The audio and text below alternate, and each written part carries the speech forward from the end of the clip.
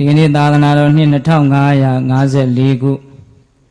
ကောဇာတက္ကိ1382ခုနတ်တော်လာဇန်12ရက်နေ့ည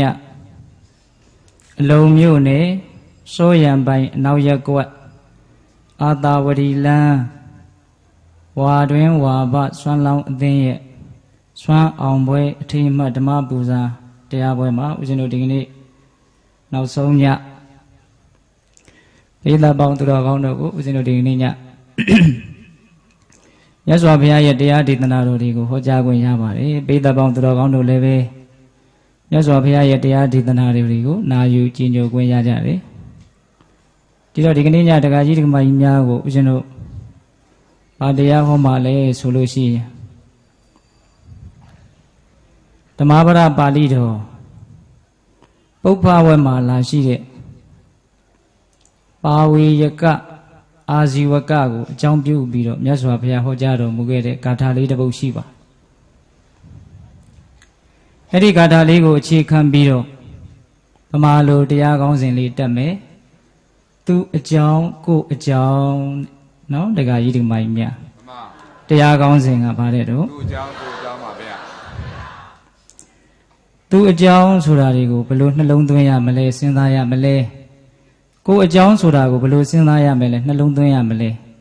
လောကမှာသူအကြောင်းကကိုယ့်အတွက်အရေးကြီးသလားဒါမှမဟုတ်ကိုယ်အကြောင်းကပဲကိုယ့်အတွက်အရေးကြီးသလားဆိုတာလေးနဲ့ပတ်သက်ပြီးတော့ဒါဦးဇင်းတို့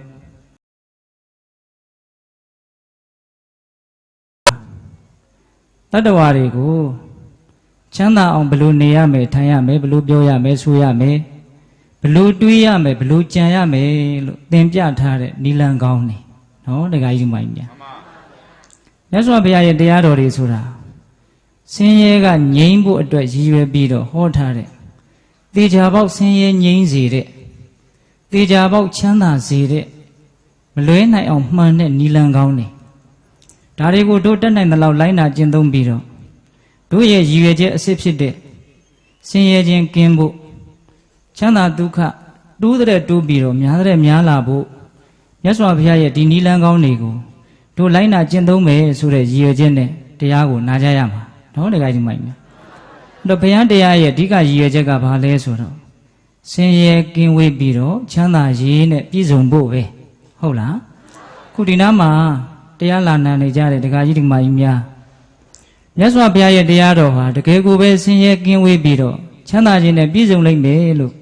ယုံကြည်တဲ့တရားတရားရှိလို့ဒီနားကိုရောက်လာကြတာမဟုတ်လားဘယ်သူကနေအတင်းအကျပ်တရားမနာမနေရဒီနားကိုမသွားမနေရဆိုလို့လာကြရတာဟုတ်ရဲ့လားတရားတော်ဟာတို့ကိုတကယ်ချမ်းသာစေလိမ့်မယ်လိုက်နာကျင့်သုံးရင်ကျင့်သုံးသလောက်အေးချမ်းမှုပေးလိမ့်မယ်လို့တကယ်ကိုတရားရဲ့ပုံမှာနှစ်ကာယုံကြည်လို့တို့မသိသေးတဲ့အသည့်ကိုတိုးလာအောင်အသည့်ဆိုတာလည်းဘာလဲဆိုတော့ချမ်းသာတဲ့ချမ်းသာအောင်ဘယ်လိုနေရမလဲဘယ်လိုပြောရမလဲဘယ်လိုကြံရမလဲလောကမှာတကယ်အသိဉာဏ်အစစ်ဆိုတာလိုလားအပ်တဲ့အသိဉာဏ်ဆိုတာအဲ့ဒီအသိပဲနော်ကိုဆင်းရဲဝေးအောင်ဘယ်လိုနေရမလဲဘယ်လိုပြောရမလဲဘယ်လိုကြံရမလဲဟုတ်လားကိုချမ်းသာမှုတွေများလာအောင်ငါဘယ်လိုလုပ်ရမလဲဘယ်လိုပြောရမလဲဘယ်လိုကြံရမလဲဒါကံသုံးပါအကုန်ချုပ်မိအောင်ပြောတာနော်အေးအဲ့ဒါလို့လုံးပုံကင်ပုံပြောပုံဆိုပုံတွေးပုံခေါ်ပုံတွေကိုချမ်းသာဖို့အတွက်ဆင်းရဲကင်းဖို့အတွက်အဲ့ဒါလို့ဖြစ်စေဖို့အကျိုးတရားတွေရစေဖို့ပြောတတ်ဆိုတတ်လှုပ်တတ်ကိုင်းတတ်နေတတ်ထိုင်တတ်တွေးတတ်ခေါ်တတ်အောင်လို့မြတ်စွာဘုရားရဲ့တရားတော်တွေကဘာလို့ပေးထားတာတို့သင်ပြပေးထားတာဟုတ်လားအဲ့ဒါတွေကိုဒကာကြီးဒကာမကြီးတို့ဦးဇင်းတို့တွေကတန်းတိုင်သမျှလိုက်နာမယ်ဆိုရင်လိုက်နာတဲ့လောက်မချမ်းသာပေဘူးလားချမ်းသာမယ်ဒီကနေ့ညဦးဇင်းတို့ကဘာကိုဦးစားပေးပြီးတော့ပြောချင်တာတော့ဆိုတော့ကာယကံဝစီကံမနောကံလို့ကံသုံးပါးရှိတယ်နော်အေးချမ်းသာအောင်ဘယ်လိုလုပ်ရမလဲကံကာယကံနော်ချမ်းသာအောင်ဘယ်လိုပြောရမလဲဝစီကံအပြောကအင်မတန်အရေးပါတယ်ကာယကံနဲ့ဝစီကံကပို့ပြီးတော့အရေးကြီးတယ်လို့ဦးဇင်းထင်တယ်အခုဒီလူတွေသူများအသက်ကိုတတ်တဲ့လူအင်မတန်နေလိမ့်မယ်သူများဥစ္စာခိုးတဲ့လူမရှိသလောက်ရှားလိမ့်မယ်ကာမဂုဏ်ဖောက်ပြန်တဲ့လူမရှိသလောက်ရှားလိမ့်မယ်ကာယကံနဲ့ပတ်သက်ပြီးတော့သိပြောစရာမရှိဘူးဟုတ်လားဝစီကံနဲ့ကြတော့စဉ်းစားကြည့်စမ်းလိညာတဲ့စကားနေတိုင်းပြောမိနေတတ်တယ်ဆွဆွဲတာမဟုတ်ဘူးနော်ဒါဦးဇင်းတို့လည်းပဲတစ်ခါတတိမထားရင် ပူပူတာပြောလိုက်မိတာမျိုးအလူလေးနဲ့ပြောလိုက်မိတာမျိုးလောဘဒေါသရဲ့အလူကြပြောလိုက်ရတာမျိုးမရှိဘူးလားရှိပါတယ်ဗျာတခါတခါသူများကိုမျက်နှာရခြင်းလို့မင်းကငါပူပြီးတော့ခင်ပါတယ်ဆိုတာသိသိခြင်းလို့ဟိုလူကမင်းကိုဘလို့ပြောနေတာပါလို့ဂုံစကားလေးတွေမတိမတာပြောမိတာမျိုးမရှိဘူးလားရှိပါတယ်ဗျာတခါဒေါသအလျောက်ကြမ်းကြမ်းထန်ထန်သူတစ်ပါးရဲ့နားထဲကိုလေတန်ရီဘူးတွေလောင်းထဲလိုက်တယ်လို့မျိုးမခံမရနိုင်ဖြစ်သွားစေတဲ့စကားမျိုးကိုဒေါသအလျောက်ပြောမိတတ်တယ်မို့လားမှန်တေချာပေါက်ပြောနေတာတော့နောက်ဆုံးဝစီဒုစရိုက်ဖြစ်တဲ့တန်ဖပလာပါဒီလူတွေသိရနော်တရားအမြဲတမ်းနာနေတဲ့လူတွေဟုတ်လားအဲ့ဒီတန်ဖပလာပါဘာအကျိုးမှမရှိတဲ့စဘာပြင်းများလို့အထဲမှာအနှစ်အဆန်ဘာမှမပါတဲ့သူ့အတွေ့ရောကိုယ့်အတွေ့ရောဘာမှအကျိုးမရှိတဲ့အခုရောနောင်ရောဘာမှအကျိုးမရှိတဲ့စကားတွေကိုဒုပါဇက်ကဘယ်လောက်ထွက်နေသလဲဟောကာယကံစစ်တမ်းနဲ့စစ်လိုက်ရင်အပြစ်လွတ်တဲ့လူများတယ်ဝစီကံစစ်တမ်းနဲ့စစ်လိုက်ရင်ညှိကုန်ရောလက်ခံလာတကကြီးမိုင်းများလက်ခံပါဗျာဒါကြောင့်ကာယကံနဲ့ဝစီကံကပို့ပြီးတော့အရေးကြီးတယ်လို့လည်းထင်တယ်အထိအခိုက်များတယ်လို့လည်းထင်တယ်ဟုတ်လားကဲအဲ့ဒီဝစီကံထက်မနောကံနော်ဘလို့တွေးနေသလဲဘာတွေတွေးနေသလဲကောင်းတာတွေတွေးနေတာများသလားဆိုးတာတွေတွေးနေတာများသလားစဉ်းစားကြည့်နော်အဘိဇာသူတော်ပစ္စည်းတွေကြီးပွားချမ်းသာတာနဲ့မြင်အားကြတဲ့စိတ်လိုလိုဘာလိုလိုနဲ့ကိုယ်ဟာဖြစ်ချင်တဲ့သဘောလေးတွေကမတိမတာရှိနေတတ်တယ်ဟုတ်လားကိုယ်စိတ်တိုင်းမကြတိုင်းသူတော်ရဲ့အပေါ်မှာဘလို့ဖြစ်စေချင်တာညာလို့ဖြစ်စေချင်တာဆိုတာလေးတွေလည်းရှိနေတတ်တယ်ဟုတ်လားအဲ့ဒီတော့မနောကံကြတော့ဝစီကံနဲ့တောင်မှပို့ပြီးတော့နူးညံ့လာတယ်ပို့ပြီးတော့အဖြစ်များလာတယ်ဒါကြောင့်ဒီကနေ့ညကာယကံနဲ့ပတ်သက်ပြီးတော့သိမပြောပါဘူးဝစီကံနဲ့ပတ်သက်ပြီးတော့သိမပြောပါဘူးမနောကံနဲ့ပတ်သက်ပြီးတော့ချမ်းသာအောင်ဘလို့တွေးရမလဲအမြဲတမ်းတွေးနေတာတော့ဒီလူတွေဦးဇင်းတို့လည်းအမြဲတမ်းတွေးနေတာနော်ဆင်းရဲကင်းအောင်ဘလို့တွေးရမလဲဘလို့စဉ်းစားရမလဲလက်တွေ့ကြတာကိုပဲဦးဇင်းကတော့ပြောချင်တာပဲတခါကြီးဒီမိုက်မြအဲ့ဒါလို့မနောကံပိုင်းဆိုင်ရာတွေးတောမှုစဉ်းစားမှုစဉ်းစားမှုနဲ့ပတ်သက်ပြီးတော့ချမ်းသာအောင်ဆင်းရဲကင်းအောင်ဘလို့တွေးတဲ့တယ်လဲဘလို့စဉ်းစားတဲ့တယ်လဲဆိုတဲ့အချက်ကိုဒီကနေ့ညဦးစားပေးပြီးတော့ပြောသွားမယ်နော်စိတ်ဆင်းရဲတယ်ဆိုတာအတွေးတွေကြောင့်စိတ်ဆင်းရဲတာအတွေးမမှန်လို့စိတ်ဆင်းရဲတာအတွေးကလမ်းကြောင်းမတည့်လို့တနည်းအားဖြင့်စိတ်ဆင်းရဲတရားကိုတွေးနေလို့ကိုစိတ်ကဆင်းရဲနေတာ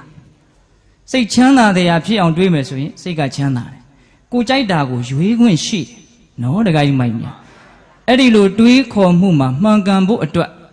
အထောက်အကူပြုနိုင်တယ်မြတ်စွာဘုရားရဲ့စကားတော်တွေမြတ်စွာဘုရားသင်ကြားထားတယ်ဘလို့တွေးရင်တော့မင်းတို့စိတ်ချမ်းသာလိမ့်မယ်ဆင်းရဲမှုဝေးလိမ့်မယ်အခုလည်းအကျိုးရှိလိမ့်မယ်နောင်လည်းအကျိုးရှိလိမ့်မယ်စသဖြင့်တွေးတောတာနဲ့ပတ်သက်ပြီးစဉ်းစားတာနဲ့ပတ်သက်ပြီးတော့မြတ်စွာဘုရားဟောထားတယ်အဲ့ဒါလေးကိုဒီကနေ့ညပြောမယ်ဟုတ်လားတရားကောင်းစဉ်လေးကမှတ်မိသေးလားပါတယ်တော့သူ့အကြောင်းကိုအကြောင်းတဲ့ကိုခေါင်းထဲမှာသူ့အကြောင်းတွေကများလားကိုအကြောင်းတွေကများလားကိုအကြောင်းတွေကများတယ်ဟုတ်လားအိမ်ကျတော့တည်တည်ချာချာစဉ်းစားကြည့်ပါဘာတွေဘသူ့အကြောင်းတွေစဉ်းစားနေတာများတော့ကိုအကြောင်းစဉ်းစားတာများလားသူများအကြောင်းစဉ်းစားနေတာများလားဟောအဖြေကမတူဘူးဖြစ်နေတယ်ကဲစဉ်းစားခြင်းတလို့သာစဉ်းစားတော့ဟုတ်လားထားတော့နော်အဲ့တော့ဒီကနေ့ညမြတ်စွာဘုရားရဲ့တရားတော်တွေကိုမဟောကြသေးခင်မနာကြသေးခင်မှာတရားတော်အလုံးကိုဟောကြားတော်မူခဲ့တဲ့မဟာကရုဏာရှင်ဖြစ်တော်မူတဲ့ပညာရှင်ဖြစ်တော်မူတဲ့ဘုရားရှင်ကိုယ်တော်မြတ်ရဲ့အင်မတန်အေးချမ်းကြည်လင်တော်မူတဲ့မဟာကရုဏာကိုသိတရားတရားလုံးစုံကိုသိတော်မူမြင်တော်မူတဲ့သဗ္ဗညုတဉာဏ်တည်းဟူသောပညာကိုထိုကရုဏာကိုပညာကိုနှစ်ပါးစုံတို့ဖြင့်ပြည့်စုံတော်မူတဲ့ဘုရားရှင်ကိုယ်တော်မြတ်ကိုယူသည်မြတ်တို့ရှိခိုးပူဇော်ကြအောင်စို့ကရုဏာတိတလဟရယံပညာပိဇောတဝိဟတမောဟတမံသနရမရလောကကရုံဝန္တိသူကတံဂတိဝိမု ddha ကရုဏာတိတလဟရယံမဟာကရုဏာတော်ဖြင့်ဤမြသောစိတ်နှလုံးလဲရှိတော်မူပါ၏ထသောပညာပိဇောတဝိဟတမောဟတမံအရဟတမေတိဟုသောအယောင်အလင်းဖြင့်ဝိဇ္ဇာတိဟုသောမိုက်မှောင်ကိုဖယ်ခွာတော်မူပြီးထသောသနရမရလောကကရုံလူနှင့်မြမတ္တဝါနန္ဒတို့၏ ကြောက်ဒီတန်တုအလေးကရုပြုရာတဆူရီသောဆရာသခင်လေးဖြစ်တော်မူပါပေထသောဂတိဝိမုဒ္ဒံဒေဝမနုဿာနိရယနှင့်ပေဒတလိဆံလာယရှိငါတံသောဂတိတို့မှလီအထူးသဖြင့်ကင်းလွတ်တော်မူပြီးထသောဒုက္ကတံတတ္တဝါတို့ဟာအကျိုးများကြောင့်ဟုတ်မှန်သောစကားကောင်းကိုသာမျက်စုတော်မူပါပေထသောဗုဒ္ဓံသစ္စာလေးရတရားမြတ်ကိုလက်ပေါ်တင်ထားပရမညာကဲ့သို့ပြတ်သားထင်ထင်သိမြင်ပြီးတဲ့ဘုရားရှင်ကိုယ်တော်မြတ်ကြီးကိုမေယံတရားဟောပုဂ္ဂိုလ်တရားနာပုဂ္ဂိုလ်ခေါ်ဆိုပညတ်ပရမတ်မမှုယုံနာနှဖျားဖြစ်ကြပါသောဘုရားတပည့်တော်တို့သည်ဝိနေဝနာမှာကာယဝစီမနောချီပေသုံးလီဒွါရပနာမဖြင့်ဒုက္ခယုကျိုးလက်စုံမူကားရှိခိုးဥညွတ်ပါ၏မြတ်စွာဘုရား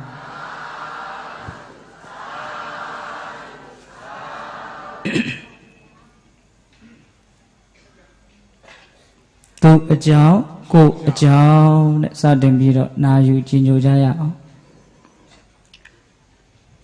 နာပရိတံဝီလောမာနိနာပရိတံကတာကတံ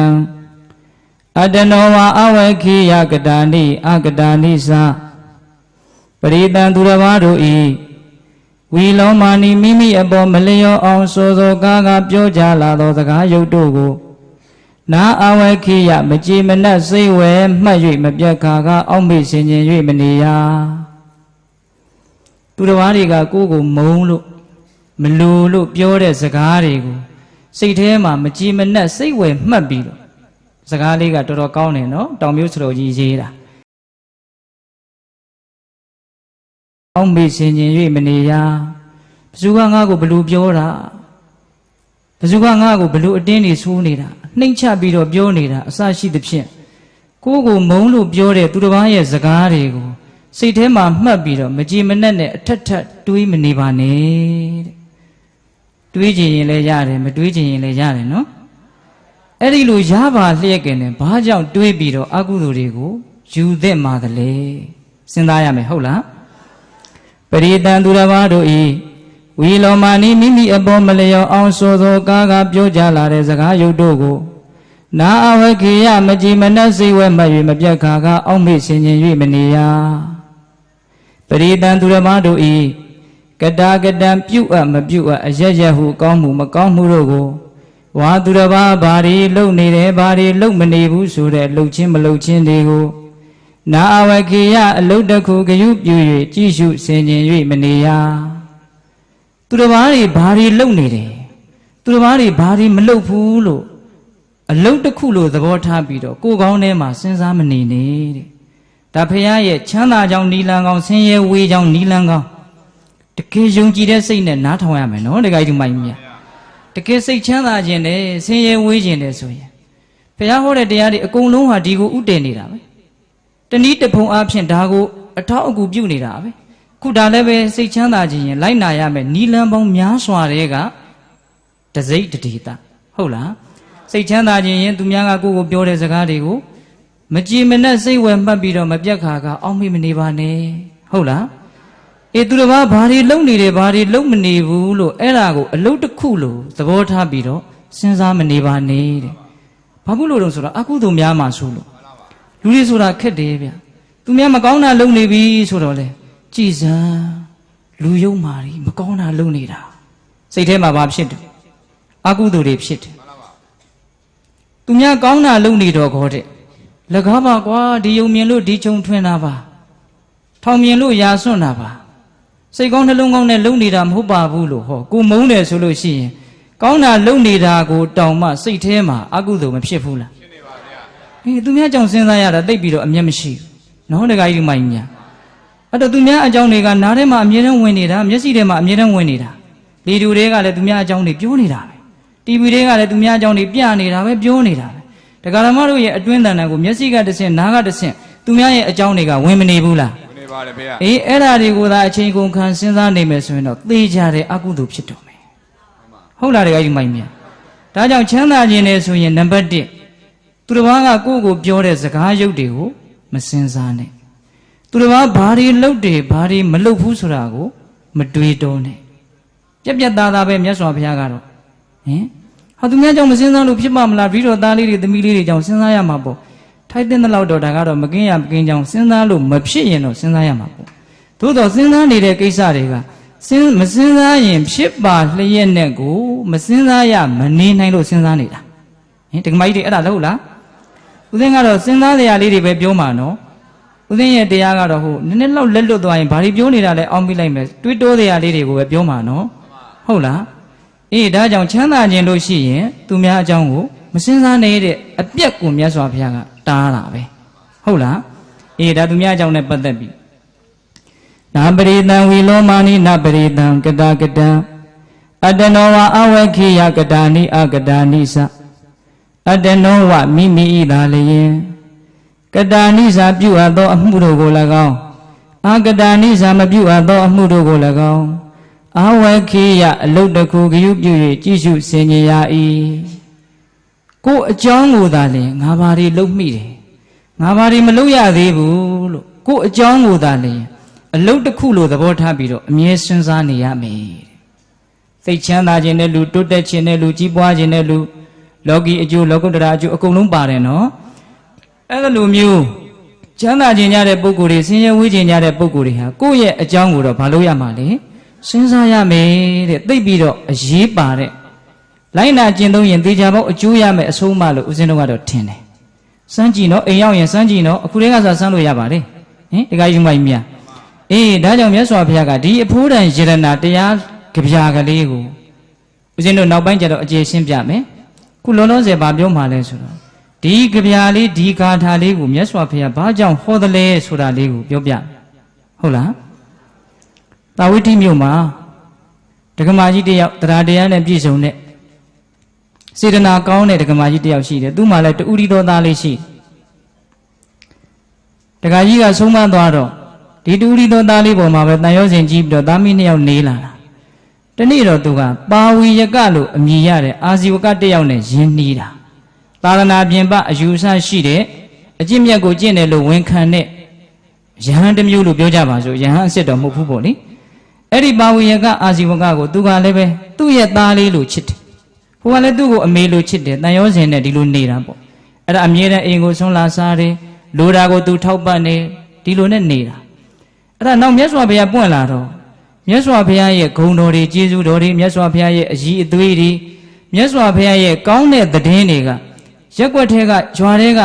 ဘေးပတ်ဝန်းကျင်ကလူတွေရဲ့နှုတ်ဖျားကနေတဆင့်သူ့နားထဲကိုရောက်လာတယ်။အော်မြတ်စွာဘုရားဆိုတာမကောင်းတာတွေမကောင်းတဲ့စိတ်ဓာတ်တွေဘာမှမရှိတော့ဘူးတဲ့။တရားလုံးစုံကိုသိတော်မူတဲ့ရုပ်ရည်အစဉ်ယူပကာယကလည်းအတင့်တယ်ဆုံးတဲ့ဟောတတ္တနိကေအတန်အားဖြင့်လည်းပဲအင်မတန်သာယာနာပြောပွဲကောင်းတာတဲ့အစရှိတဲ့ဖြင့်မဆုံးနိုင်တဲ့ဘုရားရဲ့အကြောင်းတွေကိုသူပါဖြစ်တုံကြားရတယ်။အဲ့ဒါလို့ကြားရတဲ့အခါကျတော့သူမြတ်စွာဘုရားကိုဖူးခြင်းတယ်။အဲ့ဒါနဲ့ဘာလို့တုံးဆိုတော့သူ့ရဲ့သားလို့ချစ်တဲ့ပါဝေယကကိုသူကတိုင်မင်းတယ်။ငါသားအမေအဲ့ဒီဂေါရမဗုဒ္ဓဆိုတဲ့မြတ်စွာဘုရားကိုသွားပြီးတော့ဖူးခြင်းတယ်။ဟာဟိုလူကဒိန်းကနေလန့်သွားမြတ်စွာဘုရားကိုသာသွားပြီးတော့ဖူးလို့ရှိရင်လေငါကိုတော့လုံးဝကြည်ညိုတော့မှမဟုတ်ဘူးသူသိတယ်လူရည်လေနော်သူကအဲ့ဒါနဲ့ဒကမာကြီးဘူးမသိဘာမသိသွားပြီးတော့မဖူးနဲ့ဂေါရမဗုဒ္ဓဆိုတာအာဝတ္တနိယမာယာဆိုတဲ့အတက်ကိုတက်တယ်လို့ကြုတ်ချဘူးတယ်သူစီရောက်လာတဲ့လူတွေကိုသူ့ကိုကြည်ညိုသွားအောင်ဆွဲဆောင်ဖျားယောင်းတဲ့အတက်ပညာကိုတက်တယ်လို့ကြုတ်ချဘူးတယ်အမှန်စင်စစ်တော်မြတ်စွာဘုရားကအင်မတန်ကြည်ညိုစရာကောင်းတဲ့တရားတော်ရဲ့အစွမ်းတတ္တိကြောင့်ရောက်လာတဲ့တတ္တဝါတွေဟာကြည်ညိုသွားကြတာဒါကိုဘေးကမလိုတဲ့ပုဂ္ဂိုလ်တွေကအာဝတ္တနိယမာယာတက်တယ်လို့အဲ့ဒါလို့မြတ်စွာဘုရားကိုဆွဆွဲကြတာနော်အေးအဲ့ဒါနဲ့သူ့ကိုတားတော့နေလိုက်ပြန်ရော့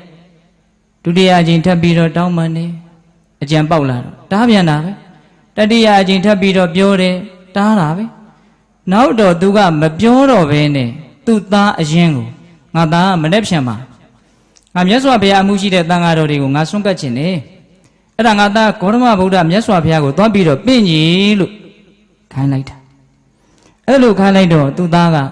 ဘုရားရှိတဲ့ကျောင်းတော်ကိုထွက်ပြီးတော့လမ်းမှာသူကပါဝေယကစီကိုဝင်တာခင်တာဆိုတော့ဝင်တာပေါ့ဝင်တော့ဟေးမင်းပဲသွားမှာတော့မြတ်စွာဘုရားကိုအမေကသွားပြီးတော့ပင့်ခိုင်းလို့မင်းသွားမပင့်နဲ့ဟာတပည့်တော်မနေရဘူးဖေရ အဲ့ဒါလို့ဆိုရင်မင်းအမေရဲ့စကားကိုလည်းလွန်ဆန်ရမရောက်အောင်မြတ်စွာဘုရားလည်းမင်းအိမ်ကိုကြွပြီးတော့မလာအောင်မင်းဆွမ်းသားကြွပါဘုရားလို့သာပင့်ခဲ့ဘယ်ရက်ွက်ထဲကဘယ်လန်းကဘဇုအိမ်ကလို့နေရာကိုမပြောခင်နေတဲ့ပေးတဲ့အကြံကနော်အဲ့ဒီမှာ तू ရောက်မလာမှသူ့ကိုချက်ထားတဲ့အစားကောင်းအသောက်ကောင်းတွေကိုတို့နှစ်ယောက်စားကြတာပေါ့အဲ့ဒီမှာကလေးကလည်းအဲ့ဒါလိုသဘောတူပြီးတော့မြတ်စွာဘုရားကိုသွားပင့်မြတ်စွာဘုရားဒီရောက်တော့သူကရိုးရိုးပဲရှင်ဘုရားကမနေ့ပြန်တပည့်တော်တို့အိမ်ကိုဆုံးဖုံးပေးကြွပါဖေ။နေရလဲမပြောဘူး။ရက်ွက်လန်းအိမ်ဘာမှမပြောဘူး။အဲ့ဒီလိုနဲ့သူကတော့ဟုတ်လာပြီဆိုပြီးတော့ပြန်လာ။မနေ့လင်းတော့အာဇီဝကကိုလည်းဖိတ်ထားတော့ပါဝေယကကလည်းအိမ်ရောက်တယ်။ဒကမကြီးကသူ့ကိုအခန်းထဲအသာပိတ်ထားတယ်။ကျွေးတယ်ရှိတာကျွေး။အချိန်တန်တော့မြတ်စွာဘုရားကအိမ်ရောက်လာတယ်။မြတ်စွာဘုရားကိုလမ်းမသိအောင်ဆိုပြီးတော့လှုပ်ထားခဲ့တာ။ဒါပေမဲ့မြတ်စွာဘုရားဆိုတာတဲ့ဦးဇင်းတို့ဓမ္မပဒထက္ကရာထဲမှာပြောထားတယ်ဗြဟ္မပြည်ကိုဘလို့သွားရတယ်ဆိုတဲ့လမ်းလည်းသိတယ်နတ်ပြည်ကိုဘလို့သွားရတယ်ဆိုတဲ့လမ်းလည်းသိတယ်သွားခြင်းတပတ်ဆိုရင်ငရေလေဘလို့သွားရတယ်ဆိုတာသိတယ်စိတ်ဝင်စားလားဓမ္မကြီးတွေဝင်စားပါတယ်ဟုတ်လားငရေသွားတဲ့လမ်းကိုစိတ်ဝင်စားတဲ့မဝင်စားဘူးလားအေးအဲ့ဒီတော့အဲ့ဒါလို့လမ်းတွေကိုတောင်အကုန်လုံးသိတယ်နောက်ဆုံးဂတိဝိမု ക്ത လို့ခေါ်တဲ့နိဗ္ဗာန်ကိုတောင်ဘလို့သွားရတယ်ဆိုတာမြတ်စွာဘုရားသိတယ်အဲ့ဒါလောက်လမ်းကိုကျွမ်းကျင်တော်မူတဲ့မြတ်စွာဘုရားလူပြည်မှာရှိတဲ့ဒီမြို့ထဲမှာရှိတဲ့ဒီအိမ်လောက်တော့အသာကလေးရောက်သွားတာပေါ့အဲ့ဒါနဲ့အိမ်ကိုတန်ဃာတော်တွေနဲ့မြတ်စွာဘုရားကြွလာတော့အိုးတော်တဲ့အကုန်လုံးဝိုင်းဝန်းပြီးတော့ဆွနေပါတွေကဟာသူကအံ့ဩနေတဲ့အိမ်ထဲကနေအဲ့ဒီအာဇီဝကနော်အဲ့ဒါလိုနဲ့ဆွန်းဖုံးပေးပြီးတော့ဆွန်းနုမောဒနာတရားဟောတော့သူ့ရဲ့မနာလိုတဲ့အိတ်သာဒီဒကမာကြီးကိုဘုရားရဲ့တပည့်ဖြစ်တော့မှာပဲငါတော့ဆုံးရှုံးတော့မှာပဲလို့ဝင်တိုတဲ့မစ္စရိယအဲ့ဒါတွေကစိတ်နှလုံးထဲမှာတဖြည်းဖြည်းနဲ့ကြီးထွားလာပြီးတော့လူကမနေနိုင်မထိုင်နိုင်ဖြစ်လာစိတ်တက်ကကြောက်စရာကောင်းတယ်နော်အဲ့ဒါနဲ့သူတကားပေါက်ဖွင့်ပြီးတော့ဘာလုပ်တုံဆိုတော့ဆဲတော့တာပဲမြတ်စွာဘုရားနော်မြတ်စွာဘုရားဆဲတာကိုအားမရသေးလို့ဟောဒီဒကမာကြီးလည်းအလကားဒကမာကြီးဆိုပြီးတော့ဒကမာကြီးကိုလည်းမကြားဝမနာတာဆဲတယ်အဲ့ဒီလိုလူပုံညာထဲမှာတန်ဃာတော်တွေရဲ့ရှေ့မှာမြတ်စွာဘုရားရဲ့ရှေ့မှာသူအားကိုအားရပြုပြီးတော့စီကပ်ကိုးကွယ်နေတဲ့လူကသူ့ကိုတလူရုပ်မာမာတွေဆဲသွားတော့ဒကမာကြီးကရှက်လိုက်တာမျက်နာကိုဓာတ်နဲ့လှိပစ်ခြင်းစိတ်ပေါက်ဟုတ်လားအဲ့ဒါရှေ့ကမြတ်စွာဘုရားကအနုမောဒနာတရားဟောနေတယ်သူဘာတွေဟောမှမသိဘူးသူဘာတွေတွေးနေတာလဲ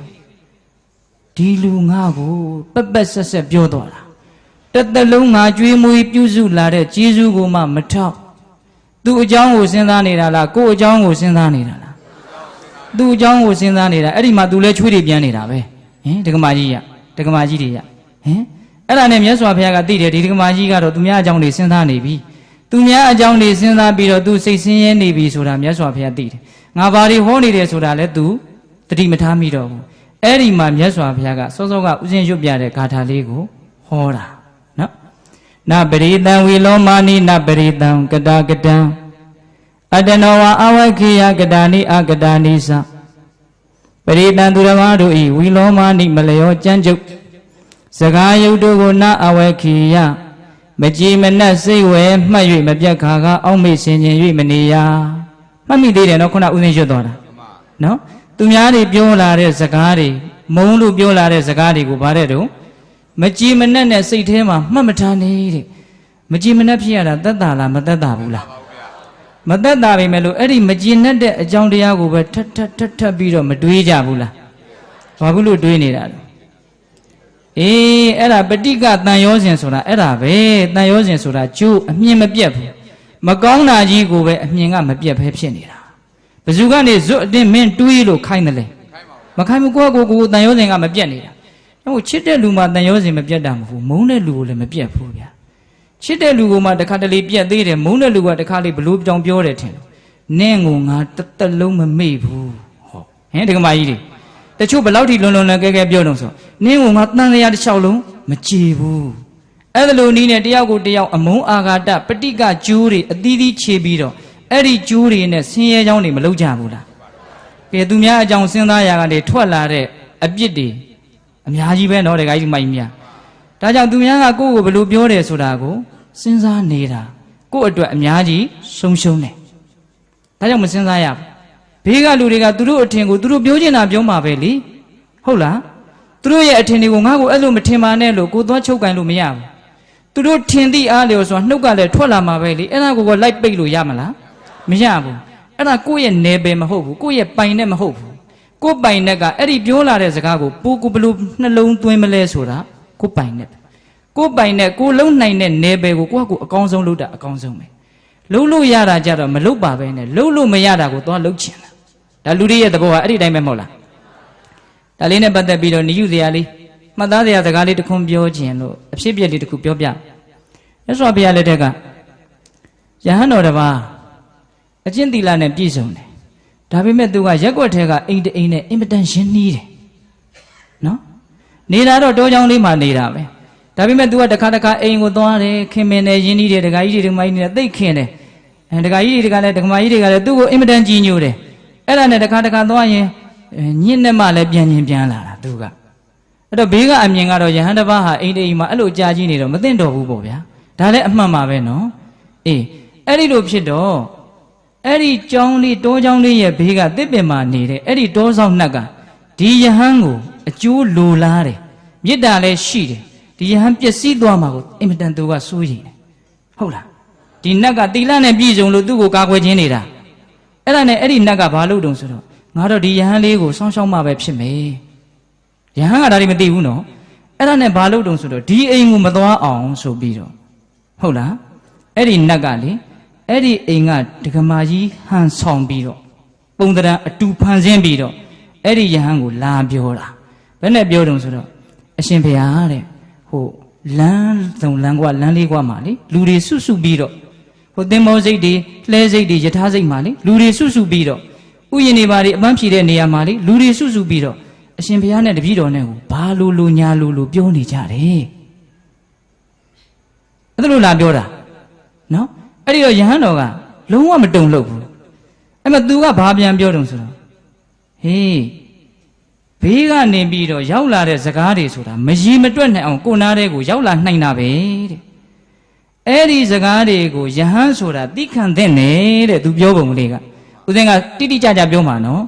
ဘေးကရောက်လာတဲ့စကားသံတွေကိုယဟန်ဆိုတာသိခံတဲ့နေတဲ့လူတွေလည်းသိခံတဲ့တာပါပဲအကျိုးလိုလားတဲ့လူတွေဟုတ်လားအဲ့ဒီမှာသူကဘာပြောလို့ဆိုတော့တေနထိုစကားတို့ကြောင့်မင်းခုမျက်နှာမသာမယာမာဟုတ်တတ်ပါမဖြစ်သင့်ပါဘူးတဲ့မျက်နှာတွေညှို့မသွားသင့်ဘူးတဲ့ဘေးကကိုယ့်ကိုပြောတဲ့စကားတွေကြောင့်ဟုတ်လားတေနထိုစကားကြောင့်နာဟိကိလေသာဟိစိတ်ထဲမှာညင်နွမ်းပြီးတော့မသွားပါဘူးဒါလေးကိုဦးဇင်းကပြောချင်တာဒီစကားလေးတစ်လုံးကိုပြောချင်လို့ခုနတုန်းကအကြောင်းအရာလေးကိုပြောတာဘေးကစကားတွေကြောင့်တော့ကို့မှာဘာမှညင်နွမ်းမသွားပါဘူးတဲ့ပြောရင်တော့စကားလေးကတူတူလေးပဲအခြေချက်ရင်အများကြီးပဲဒီစကားကဆိုလိုတာကဘေးကစကားတန်တွေကြောင့်ကိုဟာလူယုံမှတယောက်ဖြစ်မသွားဘူးမကောင်းမှုတွေနဲ့လိမ့်ကြံမသွားဘူးအဲ့ဒီစကားကိုမကျေနပ်ရင်တော့ဒေါသနဲ့လိမ့်ကြံသွားမယ်နော်ဆိုလိုတာကအဲ့ဒီစကားတန်တက်ကြောင့်တော့ကို့မှာဘာမှဖြစ်မသွားဘူးသိကြလားအဲ့ဒါခုလူတွေကအဲ့လိုဘေးကစကားတွေကြောင့်ကိုယ့်ကိုဖြစ်သွားတယ်ဆိုတာစကားကြောင့်ဖြစ်တာလားကိုယ့်ရဲ့နှလုံးသွင်းမှားယွင်းမှုကြောင့်ဖြစ်တယ်နှလုံးသွင်းမှားယွင်းမှုကြောင့်ဖြစ်တာအဲ့ဒါလေးကိုသေးချာသဘောပေါက်ရမယ်လူတွေကသူများကကဲ့ရဲ့ရင်သေခြင်းစွန်းတန်းအောင်စိတ်ပြည့်တယ်အဲ့ဒီစကားကဆိုကြမစို့ကိုယ့်ကိုမကောင်းဘူးပြောလို့ကိုယ်ငကူကမကောင်းနေတာတဲ့ပို့ပြီးတော့မကောင်းသွားသလားမဟုတ်ပါဘူးဗျဒါပါပဲဟုတ်လားငကူကကောင်းရင်ကောင်းမှာပဲငကူကဆိုးရင်ဆိုးမှာပဲသူကမကောင်းဘူးပြောလို့တော့ဒီမှာဘာမှဖြစ်မသွားဘူးလူတွေကသူများကချီးမွမ်းပြီဆိုတော့မိုးပြတ်မတက်ကြွနေတာသူများကကောင်းတယ်ပြောယုံညံ့တယ်ကိုယ်တကယ်ကောင်းသွားသလားငကူကကောင်းတဲ့လောက်ပါပဲဗျငကူကဆိုးရင်ဆိုးမှာပဲငကူကကောင်းရင်ကောင်းမှာပဲဘေးကပြောတဲ့စကားတီးဟူသောအကြောင်းကြောင့်ကောင်းလဲကောင်းမသွားဘူးဆိုးလဲဆိုးမသွားဘူးဒါကိုရည်ရွယ်ပြောတာစကားသံတွေကြောင့်တော့ဘယ်သူမှညှဉ်းနှွမ်းမသွားပါဘူးတဲ့အဲ့ဒါလောက်ကိုယ့်ဘဝအတွက်အရေးမပါတဲ့ကိစ္စကိုတရားဓမ္မတို့ဦးဇင်းတို့တွေကတခါတလေကဲ့ရဲ့တဲ့စကားသံတွေကြောင့်ဘာဖြစ်သွားတော့တိရွက်6တိရွက်တူမျောသွားတာလွင့်သွားတာဟုတ်လားသူများပြောတဲ့စကားတွေအဲ့တော့ဦးဇင်းကစာထဲမှာအင်မတန်မှတ်သားစရာကောင်းတယ်ကြောက်တောင်ကြီးတွေဟာတဲ့အရက်လေးမျက်နာကလာတဲ့လေတွေကြောင့်မတုံ့လောက်ပါဘူးတဲ့ဉာဏ်ရှိတဲ့လူတွေကဘေးကပြောတဲ့စကားတွေကြောင့်ဘာမှမဖြစ်ဘူးတဲ့ဒါကြောင့်သူများပြောတဲ့စကားကိုနားမထောင်တဲ့ရင်သူများပြောတဲ့စကားတွေကိုစဉ်းစားပြီးတော့ခံစားနေမယ်ဆိုရင်တိရွက်6တိရွက်လိုလွင့်သွားနိုင်မယ်ဟုတ်လားဒါကြောင့်သူများကကိုယ့်ကိုပြောတဲ့စကားတွေကိုမစဉ်းစားနဲ့မတွေးနဲ့ Eri Zaga Jano, Nabama, Makamu, Link Jamatuabu. Bama, Luyuma, the Yop, Shimatuabu. Naguga Yuma and Yumama Bo. Naguga Goyen, Goma Babe. These Zaga Jano, Pab Yonglema, Shimatuabu. Makamula. Eh, Daja to Mia, Jore Zagarego, Sensane. Now the Chega Valley. Kada get down to the one to Pure, Mapu, so that Murin, but the Biro. Na our Kia, a load the cook, you, Jishu, Senye, Mania. To the one party, load day, Malupu Surago, Sensamani. No? Go Mona Luzu in Babel, look. Go Mona Lu Johnson, Amino, Akuchito. Hold out the guy, my me. Taja to Mian Loda, Maloda. Do Dandama, shit that region, do gun, do go at you bema. Go up, Benejan, Wimbiro, switching the Yadali. The Senda de Mula. Go body load them, Malubus, who the Dali, go to Jimmy Mula. Eh, Daja was in the Zagari, Tennibari. Say Chana Jene, see Kenyan Suye. Tumia body load them, Malupusurago, Senzane. Go body load them, Malupusurago, Dali, Senzaya. I don't know why Mimi either. Kadanis abu ado mudogo lago. Agada nisa mabu ado mudogo lago. Awa kia load the cook you Jishu Senya e. Go body load them, Malupu Surago, Dali, load the Kulu, the Botalo. Piale season near me. Hola. Tajam Yaswa Pia Yano Rigo Sinabu. Hota the Babzida Bena Doda, Subiro, Zeno, and go to Barido, the Tagandi Bamalare. Ediga Chetcheha, the Garamaro, the Lina, Chendonzia, Kaune, Usen Shubia. Minga ira dendi wa nyini rudi. Kadamu dana bedu pivi pisim. Widi wudandi kono ye dwaja kondandi. Idi idu babezi dena tarana wana shiya handi. Abena ninyi mabia bishi dabani sinye ago i. Ho. Tarana wana shiya hansura. Nga ye niri yedi ha bebong sane kolon dwara lelu. Amyeda sinsayami. The Garamaro le sinsayami. No? And there's only the color of Sensa. I didn't below chain gong donna. Gaunari look below chain gong donna. Magaunari look me below chain gong donna. Tamamo was Yigango Sisi party bio like the lay. Nishidari biodala, a cari biodala. Tamamo a tweedy go less is it in Gavari twinny. Naya a juicy wago, a tago beauty, a tweedy, Durumaya juicy wago, a tago beauty, a tweedy, tweedala. Tamamo, Bama, a Jimea, a Pamea. Townsend Jimea, Piabon, Gene, two like the low. A so much she, Luim, yo, be the tweeting at it, twinny the la. Cuckoo and body twillo to Madame Madida, Yamama. Eh? Tia Nessalina, Jajino, a tweedy, my tweeter. Pay a dwell come on me. Take my easy. Eh, since that, no, nobody tweetly, nobody beautifully, nobody lookedly. Eddie Lucina and Nia Maleve. We didn't obey the dogo, the gay go away. Oh, Mamma Darapshi on that region, no? Do it any of my nature do ya? Go ye, Macona regule, me on do ya. Gauna regule, me on do ya.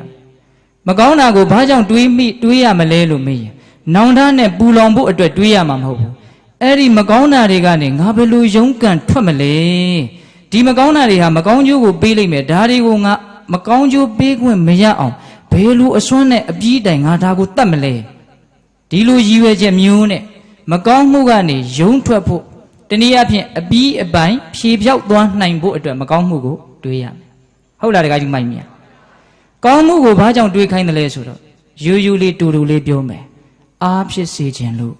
Gong Mugo Bajan do kind of le?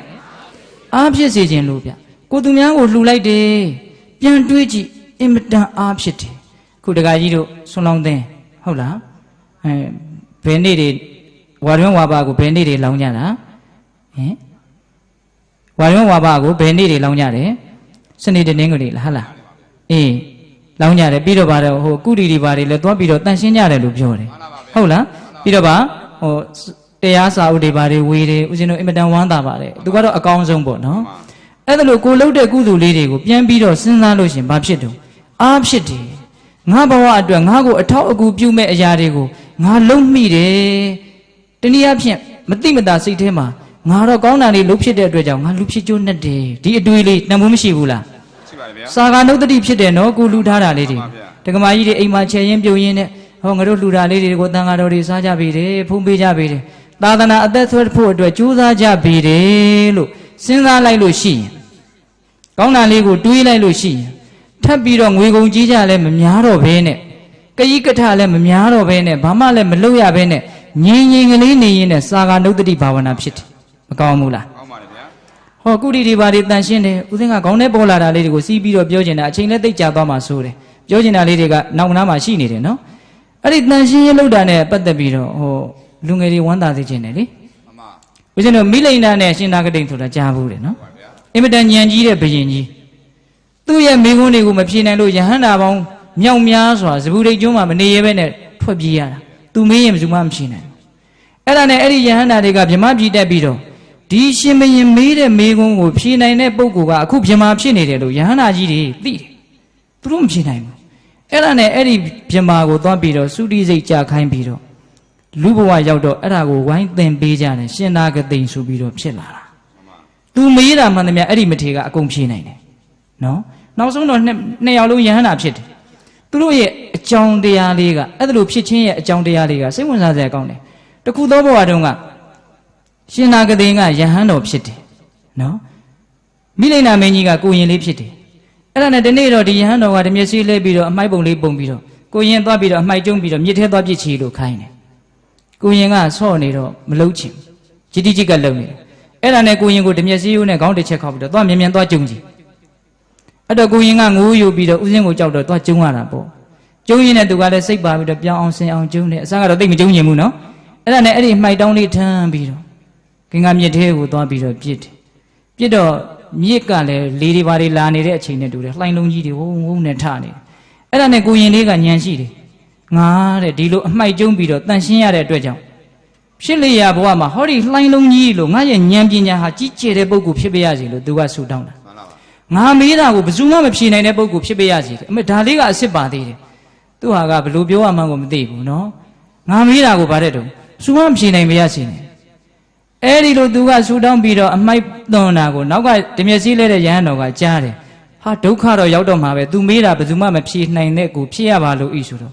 အဲ့တော့မဖြစ်ချေဘူးသူကအမိုက်ကလေးကျုံယုံကျုံတာငါကအကုန်လုံးတလင်းတစ်ခုလုံးပြောင်းအောင်လှည့်ပြီးတော့သူ့တဲ့ငါကပို့ပြီးတော့ပင်ပန်းတယ်ကုသိုလ်ငါပို့ကြည့်တယ်အဲ့တော့ဒီကိုရင်လောင်းဖြစ်လာတဲ့အခါမှာသူမေးသမျှကိုငါအကုန်ဖြေနိုင်တဲ့လူဖြစ်ပါရစေအဲ့ဒီဥစဉ်ကထပ်ပြီးတော့မလုပ်တာတော့ဆူတောင်းတာအဲ့ဒါနဲ့ကိုရင်ကမိလိန်နာမင်းကြီးဖြစ်လာတယ်ယဟန်တော်ကရှင်သာကတိဖြစ်လာပြီးတော့ပညာရာမှာသိကြီးကျယ်ရတဲ့ပုဂ္ဂိုလ်တွေဖြစ်နေတကွန်းထူပြီးတော့ဘာဖြစ်သွားတာလဲယဟန်နာဖြစ်ကြတယ်ကုဋိတန်ရှင်းတဲ့ပုဂ္ဂိုလ်တွေအတက်အောင်ပြောပြတာနော်အဲ့ဒါလို့ကိုကောင်းတာလေးကိုစဉ်းစားလို့ရှိရင်ကိုအကြောင်းကိုစဉ်းစားရင်ကုသိုလ်ကိုအားကိုးတဲ့စိတ်တွေတန်ဖိုးထားတဲ့စိတ်တွေအများကြီးဖြစ်လာပြီးတော့အားဖြစ်တယ်ဒါကြောင့်ဒကမာကြီးတွေဒကာကြီးတွေအားလုံးဒါနရှင်တွေနော်လှူပြီးတိုင်းပြန်ပြီးတော့စဉ်းစားပေးရမယ်အဲ့ဒီအကြောင်းလေးကသိကောင်းတယ်ဒါနထက်မြတ်တဲ့စာကနုဒ္ဒတိဘာဝနာကိုသွားဖြစ်တာအားရတယ်ကောင်းတယ်နော်အေးဓမ္မဒါနပြုတယ်ဆိုတာကတော့အမျက်ဆုံးပေါ့အာမိတကိုပေးတာတဲ့ဓမ္မကိုပေးတာကပို့ပြီးတော့ဓမ္မိုးရှိဘာကြောင့်လဲဆိုတော့ပစ္စည်းဆိုတာက1သိန်း2သိန်းရေတွက်လို့ရတယ်တရားကြောင့်ဖြစ်တဲ့အသိဉာဏ်ကြတော့ရေတွက်လို့ရသလားမရပါဘူးဗျာပစ္စည်းကဖြစ်တဲ့ချမ်းသာဒုက္ခကိုအတိုင်းတာပမာဏပြုလို့ရတယ်အသိဉာဏ်ကြောင့်ဖြစ်တဲ့ချမ်းသာဒုက္ခကိုအတိုင်းတာပမာဏပြုလို့ရသလားမရပါဘူးဗျာဒါကြောင့်ပစ္စည်းကိုလှူတာတဲ့အသိကိုလှူတာကအများကြီးတန်ဖိုးကြီးတယ်နော်ပစ္စည်းဆိုတာကသုံးလိုက်ရင်ကုန်သွားတာအလွန်ဆုံးတဘဝပဲအသိဆိုတာကသုံးရင်ပိုးထွက်လာနော်ပြီးတော့တဘဝတည်းမကဘူးနိဗ္ဗာန်မရမချင်းအမရီတဲနေတာအသိဆိုတာပျက်စီးသလားမပျက်စီးဘူးဗျာဒါကြောင့်အသိကိုသာလင်တန်ဖိုးထားပြီးတော့စုဆောင်းရမယ်အသိဟာဘယ်တော့မှမပျက်စီးဘူးရှားရကျိုးအနတ်ဆုံးပဲပစ္စည်းဆိုတာပျက်စီးသွားတယ်ဒါကြောင့်ပစ္စည်းကိုလှူတာတဲ့အသိကိုလှူတာကအများကြီးအကျိုးကျေးဇူးရှိတယ်ဒါကြောင့်ဓမ္မဒါနပြုတဲ့လူတွေသတိထားရမယ်နော်ငါလုပ်တဲ့အလုပ်ဒီနင်းနေရရအလုပ်မဟုတ်ဘူးအသိကိုလှူနေတာပစ္စည်းကြောင့်ဖြစ်လာတဲ့ချမ်းသာနဲ့အသိကြောင့်ဖြစ်လာတဲ့ချမ်းသာဘယ်လိုမှနှိုင်းယှဉ်လို့မရဘူးဒါကြောင့်တပ္ပဒါနံဓမ္မဒါနံစိနာတိဒီလူတွေအကုန်ရတယ်စဉ်းစားတတ်ဖို့ပဲလိုတယ်ဟုတ်လားအေးဒါကြောင့်ကိုယ်အကြောင်းကိုစဉ်းစားတဲ့နေရာမှာမကောင်းတာကိုလည်းစဉ်းစားရမယ်ယုံထွက်နိုင်ဖို့ကောင်းတာကိုလည်းစဉ်းစားရမယ်အားဖြစ်စေဖို့တိုးတက်စေဖို့မကောင်းဘူးလားကောင်းပါတယ်ဗျာအေးဒါကြောင့်မကောင်းတာတွေကိုစဉ်းစားတော့ယုံထွက်ခြင်းတဲ့စိတ်တွေပေါက်ပြီးတော့ယုံထွက်သွားမယ်ဆိုလို့ရှိရင်ဟင်တခါကြီးဒီမိုင်းများအင်မတန်ဖိုးတန်တဲ့လူတယောက်မဖြစ်ပေဘူးလားဖြစ်ပါတယ်ဗျာ ဒါကြောင့်မကောင်းမှုတွေကနေယုံထွက်သွားကြတဲ့ပုဂ္ဂိုလ်တွေရဲ့အကြောင်းကိုယ်အကြောင်းလေးကိုစဉ်းစားပြီးတော့ကိုယ့်ရဲ့မကောင်းတာကိုကိုမြင်ပြီးတော့ဒီနွန်နဲ့ဒီပွက်ထဲတော့ငါမနေဘူးဆိုတဲ့စိတ်နဲ့ယုံသွားကြတဲ့လူတွေအကြောင်းကိုနည်းနည်းပြောခြင်းနော်တကယ်ယူမိုက်မြတ်ဒီအကြောင်းလေးကိုမြတ်စွာဘုရားရှင်တော်အကြောင်းတော်မှာသတင်းသုံးတော့ကျောင်းတော်ကိုလာပြီးတော့ဥပုသ်ဆောင်သုံးကြတဲ့ဒကာကြီးဒကာမကြီးများကိုဟောတာဗျခုနတုန်းကဥပုသ်သီလစောင့်တည်တာနော်ဒီလူတွေအဲ့ဒီလိုဥပုသ်တွေကိုမြတ်စွာဘုရားကဒကာကြီးတို့ဒကာမကြီးတို့မိမိရဲ့အတွင်းတဏ္ဍာမှာရှိတဲ့မကောင်းမှုတွေကနေယုံထွက်ဖို့ဥပုသ်ဆောင်သုံးတယ်ဆိုတာရှေးသူတော်ကောင်းတွေရဲ့ထုံးတမ်းစင်လာဓမ္မတာဖြစ်တယ်တဲ့မြတ်စွာဘုရားကဒါပေမဲ့ဥပုသ်ဆောင်တဲ့နေရာမှာဘယ်လိုစိတ်ကူးနဲ့သူတော်ကောင်းတွေဟာဥပုသ်ဆောင်ရတယ်လဲဆိုတာလေးကိုဒီဇတ်တော်လေးကိုဦးဇင်းတို့ပြောပြသောအဖြစ်နားထောင်သောအဖြစ်ပိဋကတ်တို့သဘောပေါက်သွားနိုင်ပြီဟုတ်လားအဲ့ဒီမှာမြတ်စွာဘုရားကจิตသားတို့တခုသောဘဝတုန်းကငါဘုရားအလောင်းတော်ကြီးဟာပစ္စည်းဥစ္စာပေါင်းများစွာကိုစွန့်လွတ်ပြီးတော့ယတိယဟန်ပြုတ်ပြီးတော့ကာတိတိုင်းရဲ့မကရာတိုင်းရဲ့အင်္ဂါတိုင်းရဲ့တိုင်းသုံးတိုင်းရဲ့ကြားထဲမှာရှိတဲ့တောအုပ်ကြီးတစ်ခုထဲမှာသင်္ကန်းကျောင်းလေးဆောက်ပြီးတော့တိတ်တိတ်ဆိတ်ဆိတ်တရားဘာဝနာပွားများပြီးတော့နေတဲ့ယတိတစ်ပါးဖြစ်ခဲ့ဘူးတဲ့မြတ်စွာဘုရားကအဲ့ဒီမှာငါရဲ့အနီးနားပတ်ဝန်းကျင်တိုးထဲမှာအရှင်အနုရုဒ္ဓရဲ့အလောင်းဖြစ်တဲ့ခိုးတကောင်ကလည်းကျက်စားနေတာရှိနော်ဟုတ်လားရှင်သာရိပုတ္တရာအလောင်းဖြစ်တဲ့မွေးတကောင်လည်းအဲ့ဒီနားတစ်ဝိုက်မှာကျက်စားနေတာရှိရှင်မဟာမောက္ကလံဖြစ်လာမဲ့မြေခွေးတကောင်ကလည်းကျက်စားနေတာရှိရှင်မဟာကတ္တပဖြစ်လာမဲ့ဝန်းတကောင်ကလည်းကျက်စားနေတာရှိအဲ့ဒါသူတို့ကငါးဒီကိုမကြလာကြတယ်ချစ်သားတို့တဲ့တနေ့ကြတော့တိုက်တိုက်ဆိုင်တိုင်းတခုသောဥပုသ်နေ့မှာသူတို့၄ကောင်လုံးငါနားကိုရောက်နေတယ်ဘာကြောင့်ရောက်တယ်လဲအကြောင်းတရားလေးကစိတ်ဝင်စားစရာကောင်းသူတို့ဥပုသ်ဆောင်လောက်ရောက်လာကြတာနော်ဘုရားလောင်းသားကိုဥပုသ်ဆောင်ရောက်လာကြတာဘာကြောင့်ရောက်လာတယ်လဲဆိုတာလေးကစိတ်ဝင်စားစရာကောင်းတယ်ခိုးကဘာကြောင့်ရောက်လာလဲဆိုတော့သူ့မှာအကြောင်းရှိအဲ့ဒါသူကမနေ့ခင်းမှာသူနဲ့အတူတူနေတဲ့ခိုးမကလေးနဲ့မြူးတူးပြီးတော့အစာရှာအစာကောက်နေတာအဲ့ဒီအချိန်မှာဦးဇင်းတို့စွန်ရဲတကောင်ကနော်သိမ့်ငှက်တကောင်ဖြစ်မယ်ပေါ့နော်အဲ့ဒါကအဲ့ဒီခိုးနှစ်ကောင်ကိုရုတ်တရက်တခါတည်းလာပြီးတော့တုတ်တာအဲ့ဒီခိုးမကလေးကပါသွားရောပါသွားတော့သူ့ရှိတယ်မဲ့လေပင်ကိုဖြတ်ပြီးတော့သွေးတန်ရဲရဲနဲ့အဲ့ဒီသိမ့်ကစားပစ်လိုက်တာအဲ့ဒီမှာဒီခိုးကပြန်ပြီးတော့တိုက်ခိုက်ဖို့လည်းအစွမ်းမရှိသူနဲ့အင်မတန်ရင်းနှီးချစ်ခင်တဲ့ခိုးမလေးကလည်းသေဆုံးသွားအဲ့ဒါနဲ့သူ့ရဲ့စိတ်ထဲမှာစောက်တီရမရဘူးတဲ့အသက်ဘေးကလည်းသူပြေးလိုက်ရသေးတယ်ပြေးပြီးတော့သူအင်မတန်ပူတယ်အင်မတန်စိတ်ဆင်းရဲတယ်စိတ်ညစ်တယ်မသက်သာအဲ့ဒါနဲ့သူကသူ့ကိုယ်သူပြန်စဉ်းစားတယ်သူ့အကြောင်းသူပြန်စဉ်းစားတယ်ငါဒီလိုဆင်းရဲနေတာဘာကြောင့်လဲအပေါ်ယံကြည့်ရင်တော့စွန်ကသူ့ရဲ့ခိုမကိုတုတ်သွားလို့မှန်တယ်နော်တခါကြီးမိုက်မြဒီလောက်မြင်တာနဲ့တော့ညံကြီးတယ်လို့ပြောလို့မရဘူးဗျာဒီလောက်အမြင်ကလေးလောက်ကတော့သင်ပြစရာလည်းမလိုဘူးဗျာနော်အဲ့ဒီမှာ तू မြင်တာကဘာလဲဆိုတော့ငါရဲ့အတွင်းတန်တာကဒီခိုမရဲ့အပေါ်မှာတန်ရောစင်မပြတ်နိုင်တဲ့ငါရဲ့ယာကကိုအကြောင်းပြုတ်ပြီးတော့ငါပူလောင်နေတာအကယ်၍ဒီခိုဟာငါခိုမို့ဖဲနဲ့သူများခိုဆိုရင်ငါပူเสียရှိသလားရှိပါဘူးခိုကိုတက်လို့ပူတာဆိုပူပါတော့လားဘဇုခိုကြောင့်မို့လို့ပူတာတော့အေးငါချစ်တဲ့ခိုကလေးမို့လို့ဟောငါချစ်တဲ့ဆိုတာလေးပါနေအဲ့တော့ तू ကအမှန်တိုင်းသိတယ်ဒီယာကဒီတန်ရောစင်ကငါ့ကိုနှိပ်စက်နေတာလို့ तू သိတယ်ဒါကြောင့်ဒီယာကကိုစာလို့တိတိကျကျပြောမယ်နော်ဒီယာကကိုငါနှိပ်ကွအံ့ဆိုပြီးတော့ယသိတီရောက်သွားတာ तू ဥပုသ်ဆောင်ခြင်းရဲ့အကြောင်းကဆွဲလန်းမဲ့မောခြင်းဆိုတဲ့ယာကတရားကိုနှိပ်ကွအနိုင်ယူဖို့အတွက်ဘယ်ကိုရောက်သွားတာလဲယသိစီရောက်အေးဘုရားလောင်းယသိတီကိုရောက်သွားအဲ့ဒါနဲ့သူကလည်းအဲ့ဒီမှာတတလေးငြိမ်ငြိမ်လေးနေပြီးတော့ဥပုသ်တင်စောင့်သုံးတယ်လို့ဆိုတယ်အဲ့ဒါနဲ့မွေကောင်ကဘာလို့ရောက်လာတော့ရှင်သာရိပုတ္တရာအလောင်းပညာကြီးမားတဲ့ပုဂ္ဂိုလ်ကြီးရဲ့အလောင်းဘာလို့ရောက်လာတော့ဆိုမွေကသူ့သူတောင်ပိုတဲ့အသာလေးနေတာအဲ့ဒီမနေ့ခင်းတုန်းကအဲ့ဒါရွာထဲကအနီးနားကရှိတဲ့ရွာထဲကလူတွေကဆွတ်ဆွတ်ဖြူတဲ့နွားလားဥတ္တဖတကောင်ကိုဂျိုးမှာပန်းတွေပါတွေချီဆေးတွေပါတွေတုပ်ပြီးတော့ပူဇော်ကြတာဗျနွားလားဥတ္တဖကိုမြတ်တယ်ဆိုပြီးတော့အဲ့ဒါလူတွေကဥစီဘုံမောင်းနေနဲ့တခါတည်းပျော်ပျော်ပါးပါးဖြစ်နွားကြီးကလည်းပျော်ပြီးတော့တခါတည်းဂျိုးတွေနဲ့သွေးခွာတွေခတ်အဲ့ဒီလိုလှုပ်တော့စောစောတုန်းကဇိန်နဲ့အိတ်နေတဲ့မွေကိုတက်ပြီးတော့နင်းမိတာအဲ့ဒီမှာသာရိပုတ္တရာအလောင်းဖြစ်တဲ့ဒီမွေကစိတ်တူပြီးတော့အဲ့ဒီနွားကိုကိုက်လိုက်တာအဲ့ဒီနားတင်ဘုံကနေလဲပြီးတော့အဲ့ဒီနွားကြီးဟာသေတယ်နွားကြီးလည်းသေရောလူတွေကတခါတည်းဝမ်းနဲ့ပက်လက်နဲ့တို့အမျက်တနိုးထားတဲ့ဒီနွားလားဥတ္တဖကြီးသေရတယ်ဆိုစိတ်ပြက်ပြီးတော့ငိုကြယူကြအဲ့လိုဖြစ်တယ်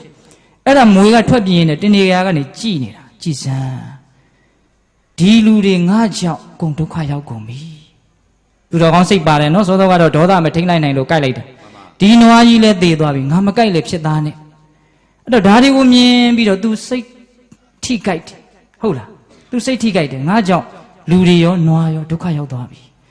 အဲ့ဒီလိုစိတ်ထိကြိုက်တာငါဘာကြောင့်စိတ်ထိကြိုက်နေလဲဒီလိုအဖြစ်ဆိုးကြီးဘာကြောင့်ဖြစ်တယ်ဒီဒေါသဟာငါ့ကိုနှိပ်စက်လိုက်လို့လက်သေးတရခံသည်ပါလေဒေါသဒီဒေါသကိုငါသည်နှိပ်ကိုအံ့ဟော तू ကအဲ့ဒီရည်ရွယ်ချက်နဲ့ तू ကလည်းရသေးကြီးစီရောက်လာတာနောက်ထပ်မြေခွေးရှင်မမောက်ကလအလောင်းနော်မြေခွေးကဘာကြောင့်ရောက်လာတော့ဆို तू ကမိုးတွေကတော်တော်လေး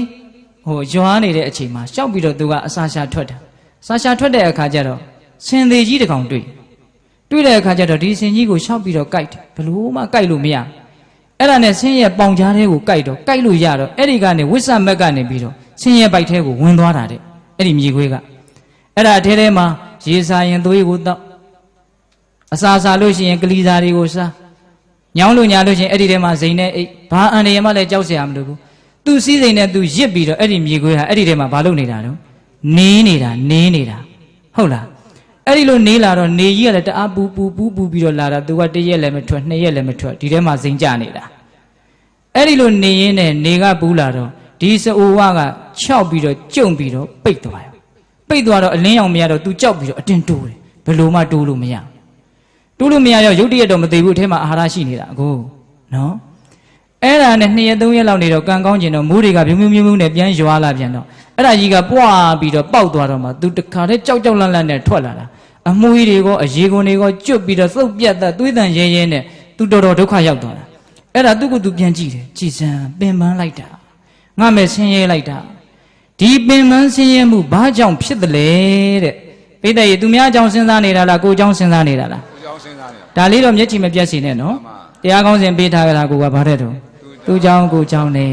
ဟုတ်လားအဲ့တော့သူ့အကြောင်းသူစဉ်းစားတော့အဖြေကဘာတွေ့တုံဆိုတော့ငါရဲ့လောဘကြောင့်ငါဆင်းရဲနေတာဒကာဓမ္မတို့ဦးဇင်းတို့လည်းအမှန်တိုင်းမြင်သင့်တယ်နော်ဆင်းရဲမှုအလုံးတို့ရဲ့လက်သေးတရားခံဒီလောဘပဲဖြစ်ခြင်းနဲ့ရခြင်းနဲ့လူခြင်းနဲ့ကြီးကျယ်ခြင်းနဲ့ကြိုကြားခြင်းနဲ့ဘာဖြစ်ခြင်းနဲ့ညာဖြစ်ခြင်းနဲ့စုံနေတာပဲလောဘရဲ့နယ်ကအကျယ်ကြီးဟုတ်လားအဲ့ဒီလောဘကြောင့်ငါဆင်းရဲရပြီတဲ့ဒါကြောင့်ဒီလောဘကိုငါနှိပ်ကွမယ်ဆိုပြီးတော့သူကပါလေယတိစီရောက်လာအဲ့ဒီမှာရှင်မာကတ္တမရဲ့အလောင်းဖြစ်တဲ့ဝန်ကဘာလို့ရောက်လာတယ်ဝဝင်ကြီးကဘာလို့ရောက်လာတယ်ဆိုတော့သူကတိုးရဲမဲ့အစာရှာပြည့်စုံပါလျက်ခင်နဲ့အစာရဲ့အပေါ်မှာလျှက်ပေါ်လော်လီတဲ့အတိလောဘပေါ့ပူကြီးရဲ့လောဘကအမျိုးမျိုးရှိတာနော်လူချင်းကမတ္တရှိတယ်မရရင်မနေနိုင်ဆွဆွလန်းလန်းရှိတယ်လိုအပ်တာတဲ့ပူပြီးတော့ကြီးကျယ်တဲ့လောဘတွေရှိနေတယ်အဲ့ဒါစာကတော့အတိလောဘလို့သုံးတယ်ဟုတ်လားအဲ့ဒီအတိလောဘကြောင့်တိုးရဲတယ်မကျင်နဲ့နိုင်မဲနဲ့လူတွေနေတဲ့ရွာတွေကိုသွားပြီးတော့အစာရှာတာဒီဝန်ကအဲ့ဒီမှာလူတွေကဟာဝန်ကြီးဟာဝက်ဝင်ကြီးဟာဆိုပြီးတော့တခါတည်းခဲတွေဒုတ်တွေဓားတွေနဲ့လိုက်ကြတာကိုလိုက်တော့သူတခါတည်းအသက်လူပြီးတော့ပြေးတော့အဲ့ဒါခဲနဲ့လှန့်ထုတော့သူ့ရဲ့ခေါင်းကိုခဲတစ်လုံးမှန်ပြီးတော့ခေါင်းကွဲတယ်အဲ့ဒီမှာသွေးတွေတန်းတန်းကျပြီးတော့ပြေးတော့သူလွတ်သွားတယ်အဲ့ဒီမှာသူသွေးတွေသူပြန်ကြည့်ဆင်းရဲလိုက်တာမဟုတ်လိုက်တာငါတော်တဲ့အနေအဟုတ်သားနဲ့ကြည်စံရွာထဲကိုရောက်သွားလို့ငါဒုက္ခရောက်ရတယ်အဲ့ဒီရွာထဲကိုမရောက်ရအောင်တွန်းပို့တာကဘယ်သူတုံးဆိုတော့အတိလောဘအဲ့ဒီအတိလောဘကိုနှိပ်ကွမယ်ဆိုပြီးတော့သူကဘယ်ကိုရောက်သွားတော့ယသိစီရောက်သွားတာအဲ့လိုယသိစီရောက်သွားတော့ဖရာလောင်းကအဲ့ဒီအချိန်မှာဇံဘိန်ကြီးနေရနေပြီအဲ့ဒီနေ့မှာပဲရတိုက်ဆိုင်တော့တခါကြီးမိုက်မြ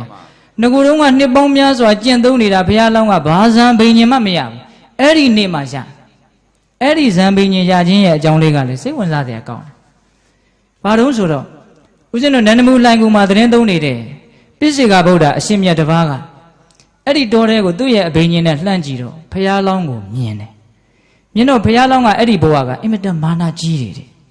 သူကအမျိုးမြတ်တယ်ဆိုပြီးတော့မာနတွေကြီးနေတာဘယ်သူမှတူတယ်တန်တယ်လို့ကိုမထင်ဘူးဖရာလောင်းကတော်ထဲမှာစီးစိမ်ဥစ္စာတွေစွန့်ပြီးတော့ယသိဝတ်နေတယ်သို့တော့မာနကိုတော့သူမစွန့်နိုင်ဘူးစီးစိမ်တွေအတိုင်းဝိုင်းတွေချစ်တာတွေအကုန်လုံးစွန့်နိုင်တယ်နော်ဒါပေမဲ့ဘာကိုမစွန့်နိုင်ဘူးလဲမာနကိုမစွန့်နိုင်ပါဘူးဗျာကိုတေဟုတ်တဲ့ငါလို့ထင်းနေတဲ့အထင်တစ်လုံးကိုသူမစွန့်နိုင်ဘူးအဲ့ဒီအထင်ကသူ့ကိုတားဆီးနေတာဇံပင်ကြီးမရအောင်အဲ့ဒါနဲ့ပြည့်စုံကဗုဒ္ဓအရှင်မြတ်ကသိတယ်ဒါဖျားဖြစ်မဲ့ဖျားအညွန့်ကလေးပဲတဲ့လူယုံမှတယောက်မဟုတ်ဘူးတဲ့ မဆုံးရှုံးတဲ့မှုဆိုပြီးတော့ပြည့်စေကဗုဒ္ဓအရှင်မြတ်ကတနာလွန်းလို့ကောင်းငင်ကနေဇံပိန်ကြီးနဲ့ကြွလာပြီးတော့ဖရာလောင်းတရင်သုံးတဲ့သင်္ကန်းကျောင်းလေးရဲ့ဘေးကကြောက်ဖြာပေါ်မှာထိုင်းနေတာအဲ့ဒါသူကသင်္ကန်းကျောင်းထဲကနေဖရာလောင်းကထွက်လာပြီးတော့ကြည်စမ်းငါနေရာကိုပိုင်စိုးပိုင်နဲ့မပြောမဆိုလာပြီးတော့ထိုင်းနေတာဘယ်ကလူယုံမှလည်းမသိဘူးတဲ့သူစိတ်ထဲစဉ်းစားနေတာနော်မကြည်နပ်ဘူးညူစူးနေတာစိတ်ထဲမှာမာနတွေနဲ့ညူစူးနေတာဒီလူကိုအထင်သေးနေတာဟုတ်လားအဲ့ဒါနဲ့ तू ကအဲ့ဒီနာသွားတယ်ဟိုကအသားလေးငြိမ်ငြိမ်လေးနေတဲ့တကယ်ကြီးညူစရာကောင်းမှာပါနော်ပြည့်စေကဗုဒ္ဓဆိုတော့ကိလေသာဘာမှမရှိတော့ဘူးလေနှစ်သင်ချင်းနဲ့ကဘာတသိန်းပါရမီဖြည့်ခဲ့တဲ့အရင်မှကြီးတွေလေဟုတ်လားအဲ့ဒီမှာ तू ကဘာသွားပြောတုံးဆိုတော့ဦးဇင်းတို့ဘုရားလောင်းကလက်ဖြစ်တွေးပြီးတော့တကယ်နစ်နာနာကြီးပေါ့နော်ဟဲလူရုပ်ပြက်လေလို့တဲ့ဆိုလိုတာကခုခေတ်ဆိုရင်တော့ပြင်းပြင်းထန်ထန်မင်းနဲ့ဒီနေရာနဲ့တန်လို့လာသွားထွက်သွားလို့ခိုင်းလိုက်တာပါပဲအဲ့ဒီမှာပြည့်စေကဗုဒ္ဓအရှင်မြတ်ကဟိုအမျိုးကောင်းသားဘာကြောင့်သင်ကဒီလောက်မာနတွေကြီးနေရတာတော့သင်ဟာတကယ်စင်စစ်လာမဲ့ဗဒ္ဒကဘာမှာဂေါရမအမည်ရတဲ့သင်ဖျားဖြစ်မှာသင်ရဲ့အဂတဝကတွေကဘဇူတွေသင်ရဲ့အဖေမေကဘဇူတွေဟုတ်လားသင်ရဲ့အလုတ်ကျွေးကဘဇူသင်ရဲ့တတန်းကဘာအကုန်လုံးပြောတာပြည့်စေကဗုဒ္ဓအရှင်မြတ်ကအဲ့ဒါတွေ तू စိတ်မဝင်စားဘူးမာနနဲ့သူ့ကိုနှိပ်စက်နေတော့ဒါတွေ तू စိတ်မဝင်စားဘူး तू ဘာပြောနေတာလို့ तू မသိဘုရားလောင်းဖြစ်ပုံနော်အဲ့ဒါနဲ့ဘုရားလောင်းကမာနတွေသိကြည့်နေတော့ပြည့်စေကဗုဒ္ဓအရှင်မြတ်ကဘာမှမပြောတော့ဘဲနဲ့ကဲသူ့ကိုလက်တွေ့ပြမှရမယ်ဆိုပြီးတော့ကောင်းငင်ကိုရုပ်ချိထပြန်လိုက်တယ်ပြည့်စေကဗုဒ္ဓအရှင်မြတ်ကပြန်ပြီးတော့သူ့ရဲ့ခြေဘဝမှာကတ်နေတဲ့ခြေမုံမြေမုံတွေကိုတကိုးတော်နဲ့ဖန်ဆင်းပြီးတော့အဲ့ဒီဘုရားလောင်းရသရဲ့ဆန်းကြကြားတဲ့ကိုကျဲချလိုက်တယ်အဲ့ဒီမှာ तू မော့ကြည့်တော့မျက်နှာပေါ်ခြေမုံတွေကြတယ်ကြည်စမ်းအဲ့ဒီမှာ तू အကြီးကျယ်ထိတ်လန့်သွားတယ်ငါပါလေစောစောကငါမာနတွေကြီးနေတာသူ့ကိုမတူမတန်ထင်နေတာအင်မတန်လေးလံတဲ့ဒီခန္ဓာကိုယ်ကြီးကိုကြွတ်တက်ပြီးတော့ပြန်သွားအောင် तू လုံနိုင်တဲ့အစွမ်းရှိတယ်ငါမယ်ကြည်စမ်းစဉ်းစားတယ်နော်အဲ့ဒီလိုစဉ်းစားပြီးတော့ဒီလောက်မြင့်မြတ်တဲ့ပုံကိုယ်နဲ့တွေ့နေပါလျက်ခင်နဲ့ငါ့ကိုပြောသွားတာဗါတဲ့ငါ့ကိုဘုရားဖြစ်မယ်လို့ပြောသွားတာဘယ်လိုဖြစ်မှလဲတပည့်တော်ဘယ်လိုဆက်ကျင့်ရမှာလဲဘာတွေဖြစ်မှလဲငါဘာမှမမေးလိုက်မိဘူးငါအင်မတန်ယုံမာတဲ့ငါပဲဘယ်တရားကငါ့ကိုဒီလိုအောက်ကျနောက်ကျတဲ့အောက်တန်းနောက်တန်းကျတဲ့ဟိုပုံသဏ္ဍာန်တွေဖြစ်အောင်ဖန်တီးနေတယ်လေဒီအမူအရာတွေဖြစ်အောင်ဘယ်သူလုပ်တာလဲမာနကလုပ်တာသူသိရဲ့နော်အဲ့ဒါနဲ့ဒီမာနကိုငါမပေမသက်ရခြင်းဒီကြောင်းကန်းတွေကမထွက်ဘူးအရိယာမနဲ့တော့ပေတတ်တာတော့မဟုတ်ဘူးပေါ့နော်သူဇံပင်ရင်ရတယ်ကြောင်းထဲဝင်ပြီးတော့လေ့ကျင့်အားထုတ်နေကြကတိုင်းပရိကံကိုကြည်ပြီးတော့သူဇံပင်ရင်ရတယ်အဲ့ဒီမှာသူ့ရဲ့မျက်နှာတွေလည်းကြီးလင်းပြီးတော့ကိလေသာကိုဝိခံပနပဟံခွာထားနိုင်တယ်နော်ဇံပင်ရင်နဲ့ဟုတ်လားအဲ့ဒီမှာသူကကြီးလင်းသင်္ကန်းကျောင်းထဲကထွက်လာတော့မြေခွေးကိုလည်းတွေ့တယ်ဝင်းကိုလည်းတွေ့တယ်မွေကိုလည်းတွေ့တယ်ပြီးတော့ဗာလဲခိုးကိုလည်းတွေ့တယ်ဟာမင်းတို့လည်းစုံလို့ပါလားဘာလို့လာဥပုံဆောင်ကြတုံးဆိုတော့မှသူတို့ကအသီးသီးပြောပြတယ်သူတို့ရဲ့ရည်ရွယ်ချက်ကလေးတွေမိတ်မပြည့်နဲ့နော်ခိုးကဗာလဲတန်ရောစဉ်တက်မဲ့မှုတွေကိုပယ်တတ်နိုင်ဖို့ဟုတ်လားမွေကဒေါသကိုပယ်တတ်နိုင်ဖို့မြေခွေးကလောဘကိုပယ်တတ်နိုင်ဖို့ဝင်းကတော့အတိလောဘကိုပယ်တတ်နိုင်ဖို့ဘုရားလောင်းကြီးကတော့မာနကိုပယ်တတ်နိုင်ဖို့ဥပုံဆောင်ကြတာနော်အဲ့ဒီတော့သူတို့အဲ့လိုဘာကြောင့်ကုသိုလ်ဓုတွေနဲ့ကြီးပွားကြသလဲဆိုတော့ကိုယ်အကြောင်းကိုမြင်အောင်ကြည့်ပြီးတော့အဲ့ဒီမကောင်းတဲ့အခြေအနေကနေရုံထွက်ဖို့ကြိုးစားကြတာဟုတ်လားဒါကြောင့်ကိုယ့်ရဲ့မကောင်းတဲ့အကြောင်းကိုဘာကြောင့်စဉ်းစားရမှာလဲလို့မေးရင်မကောင်းတာတွေကနေရုံထွက်နိုင်ဖို့ဟုတ်ပြီလားတခါကြီးမိုက်မြအေးဒါကြောင့်တခါကြီးတခါမကြီးတို့ဦးဇင်းတို့တွေကိုယ့်အကြောင်းကိုစဉ်းစားတဲ့နေရာမှာနံပါတ်1ငါရဲ့အပြောတွေကဘယ်လိုလဲငါရဲ့အလုပ်တွေကဘယ်လိုလဲငါရဲ့အတွေးခေါ်တွေကဘယ်လိုလဲတကယ်အကျိုးရှိသလားငါကိုချမ်းသာစေမှာလားလို့အထက်ခါစဉ်းစားပြီးတော့မကောင်းတာတွေတွေ့ရင်ဘာလို့ရမှာလဲပြင်ရမယ်ဦးဇင်းတို့ကျမ်းဂန်တွေကတော့မှန်ကြည့်တာနဲ့ဥပမာပေးတယ်လှခြင်းပါခြင်းလူငယ်လေးတွေလုံမပြူလေးတွေမှန်ကြည့်တဲ့အခါမှာလေမျက်နှာပေါ်မှာမတင့်တယ်တာတွေ့ရင်ဘာလို့ပြင်မှာလဲဖဲပြစ်မှာဖဲပြစ်လို့မရဘူးဆိုရင်ဘာလို့မလဲဖုံးပြစ်မှာသူများမြင်ရင်ရှက်เสียကောင်းတယ်လေဟုတ်လားတခါကြီးမိုက်မြမကောင်းမှုအကုသိုလ်ဆိုတာသူများသိရင်ရှက်เสียကောင်းတယ်လေအဲ့ဒီလိုရှက်တတ်တဲ့သဘောကိုဘာခေါ်မလဲဟီရီမကောင်းမှုဆိုတာတစ်ချိန်အကျိုးပေးရင်ကိုယ့်ကိုဆင်းရဲစေမှာလေကြောက်เสียကောင်းတယ် မကောင်းမှုကိုကြောက်เสียကောင်းလို့ကြောက်တယ်ဆိုရင်ဥဒ္ဒပဟိရိဥဒ္ဒပမကောင်းဘူးလားအဲ့ဒီဟိရိဥဒ္ဒပအရှက်ကြောက်တရားနှစ်ခုနဲ့တရားဒီဟူသောမှန်ကိုထောင်ပြီးတော့ကိုယ့်ရဲ့စိတ်နှလုံးတရံဒီဟူသောမျက်နှာပေါ်မှာဘာတွေရှိသလဲလို့မကြည့်သင့်ဘူးလားကြည့်သင့်တယ်နော်ဒကာကြီးမိုက်မြအဲ့ဒီလိုကျမ်းဂန်တွေကတော့ဥပမာပေးတာပဲဗျဦးဇင်းတို့မြတ်စွာဘုရားလက်ထက်ကဟိုရှင်မာမောက္ကလဟောထားတဲ့သုတ်တန်တစ်ခုရှိတယ်အနုမာနသုတ်တန်လို့ခေါ်တယ်တော်တော်ကောင်းတယ်နည်းနည်းလေးအချင်းချုပ်လေးပြောပြမယ်အကျိုးလိုလားတဲ့ပုဂ္ဂိုလ်တွေဆိုတာတဲ့ကိုယ်တန်တန်မှာဘာတွေရှိသလဲလို့စစ်ဆေးရမယ်တဲ့တကယ်လို့မကောင်းတာကြီးရှိနေတယ်ဆိုကြပါစို့သူများတဲ့ပူပြီးတော့လောဘတွေကြီးနေတယ်မတရားလိုချင်နေတဲ့ထိခနဲ့ရှိရင်စိတ်တူတတ်တယ်ဆိုကြပါစို့အဲ့ဒါလို့ဆိုရင်ဘယ်လိုစဉ်းစားမှာလဲသူက